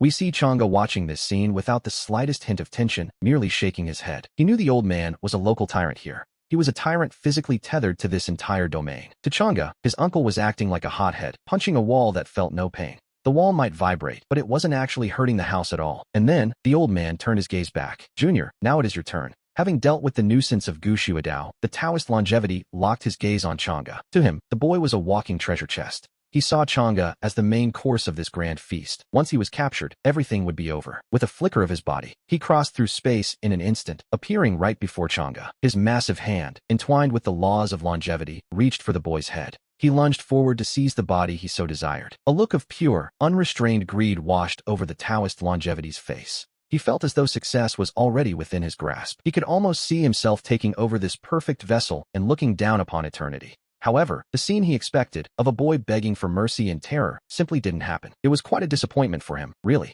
The impossibly handsome youth just stood there quietly, even letting out a bored yawn. His gaze was calm, perhaps even a bit dismissive. It was as if he were watching a clown perform a tired act. Chang'e curled his lip and noted that the performance was, frankly, rather clumsy. The Taoist longevity felt a surge of fury, increasing the power in his hand. But just as his fingers were about to touch the boy's hair, he suddenly froze. His entire being, along with his prideful longevity realm, came to a complete and sudden standstill without any warning. Space itself seemed to solidify in that moment. A pressure that defied language and surpassed all understanding of worldly laws began to descend. This supreme majesty arrived in total silence. It wasn't a show of brute force or spiritual energy, but something much deeper than that. It felt like the heavens themselves, or the primordial rules that have existed since the birth of the universe. A bit overwhelming, one might say. Before this immense pressure, the power the Taoist longevity had cultivated over eras felt as insignificant as a single speck of dust. His hand remained stuck in midair, unable to move an inch. The greed and joy on his face were replaced by a mask of frozen shock.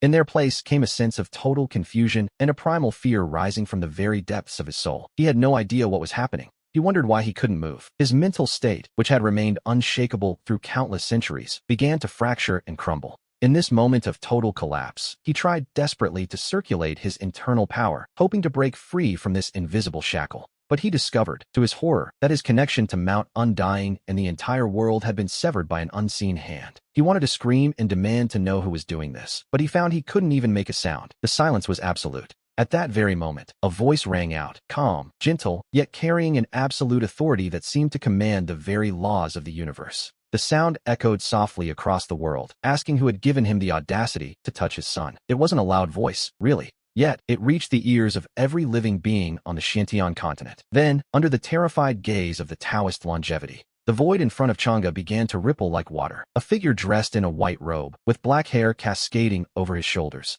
and a strikingly handsome, dignified face, slowly stepped out from the distortion. The world itself seemed to bow in submission. This newcomer was none other than the current head of the Gu family, Gu Lingtian. Chang'e looked at him without the slightest hint of surprise, simply noting that his father had finally arrived. He knew he could count on him. Lingtian remarked that since Chang'e had chosen the foolish Gu Shuidao for his first trip, he naturally had to keep a watchful eye. Ignoring the paralyzed Taoist longevity entirely, Lingtian looked at his son with warmth and reached out to straighten the boy's slightly messy collar. Nearby, the chains of longevity binding Gu Shuidao vanished into thin air the very instant Lingtian appeared, freeing her completely. She scratched her head sheepishly and approached, claiming she had only been playing around and hadn't even started getting serious yet. In front of her majestic elder brother, this supreme powerhouse, who was usually so overbearing to others, suddenly looked quite small. She acted like a younger sibling who had been caught making a mistake. To be honest, she feared her brother more than anyone else. It was a fear born from a lifetime of lessons. Lingtian glanced at her, noting that nearly putting Chang'e in danger wasn't just playing around.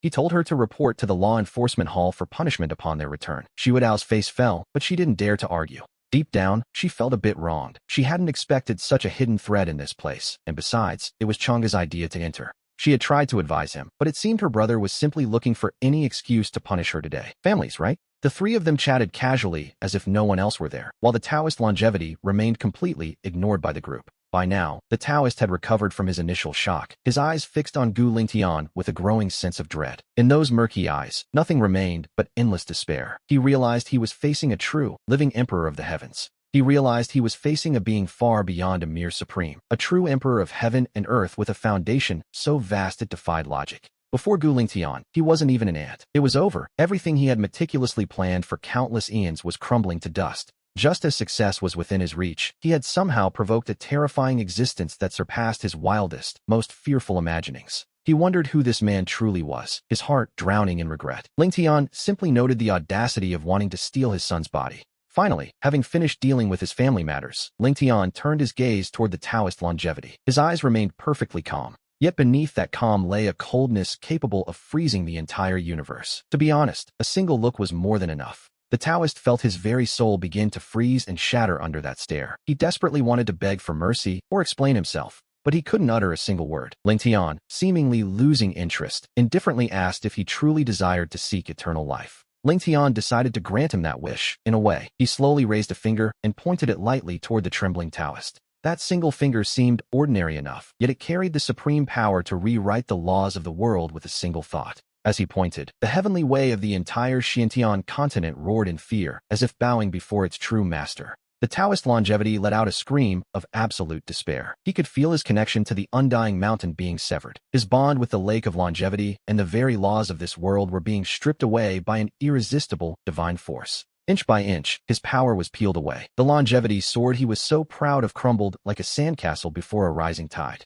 It was wiped away with ease. The life force he had hoarded over countless ages began to pour out of him like a bursting dam. The energy surged wildly from his body, returning to the milky white lake from which it had been stolen so long ago. His appearance, which had just returned to a prime middle-aged state, began to wither and age right before our very eyes. His cultivation level plummeted from the peak of the Supreme Realm, crashing down through the late and middle stages without stopping. It fell past the early Supreme stage, through the Saint and God King realms, until finally, his power vanished entirely. He was left in a state more pathetic than that of a common mortal, and that, as they say, was that. In the eyes of the Taoist longevity, nothing remained but endless silence and despair, seeing the plans and bitter cultivation of countless eons vanish. Under the weight of that single finger, everything turned to nothing. She could no longer support herself and collapsed, kneeling before Gu Lingtian.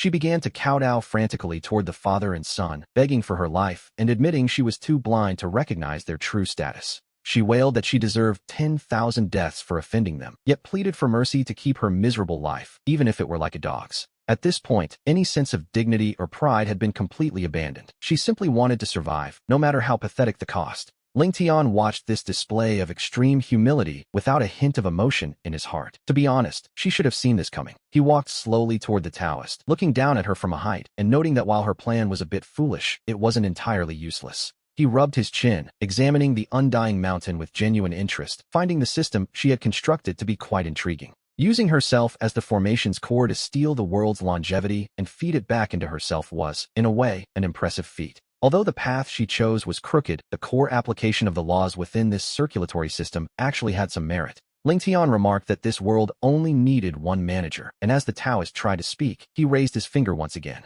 It was that same finger, yet unexpectedly, Lingtian reached out and tapped his son's forehead, speaking to him with calm authority. He explained that although her physical shell was now ruined, she was still a natural longevity body with an innate affinity for life laws. Pointing toward the undying mountain, he suggested refining her into a puppet without a will of her own to serve a new purpose. By merging her completely with the mountain, she would become its spirit or a mountain god, allowing the system to continue functioning. This way, the cycle could keep running, steadily producing longevity essence for their family's use without any further trouble. He noted that while the son was the manager, he still needed a gardener, recalling the boy's own words about recycling waste. The boy nodded and gave his father a thumbs up, truly impressed by his father's vision for sustainable development. Nearby, Gu Changdao was left in a daze, wondering how a peak supreme expert could be turned into a mere gardener so casually. Seeing that his son agreed, Lingtian smiled and raised his hand once more to begin the transformation. And who could blame him, really? This time, we see a flurry of mysterious immortal runes emerge from within his palm, each one glowing with an ancient, profound power.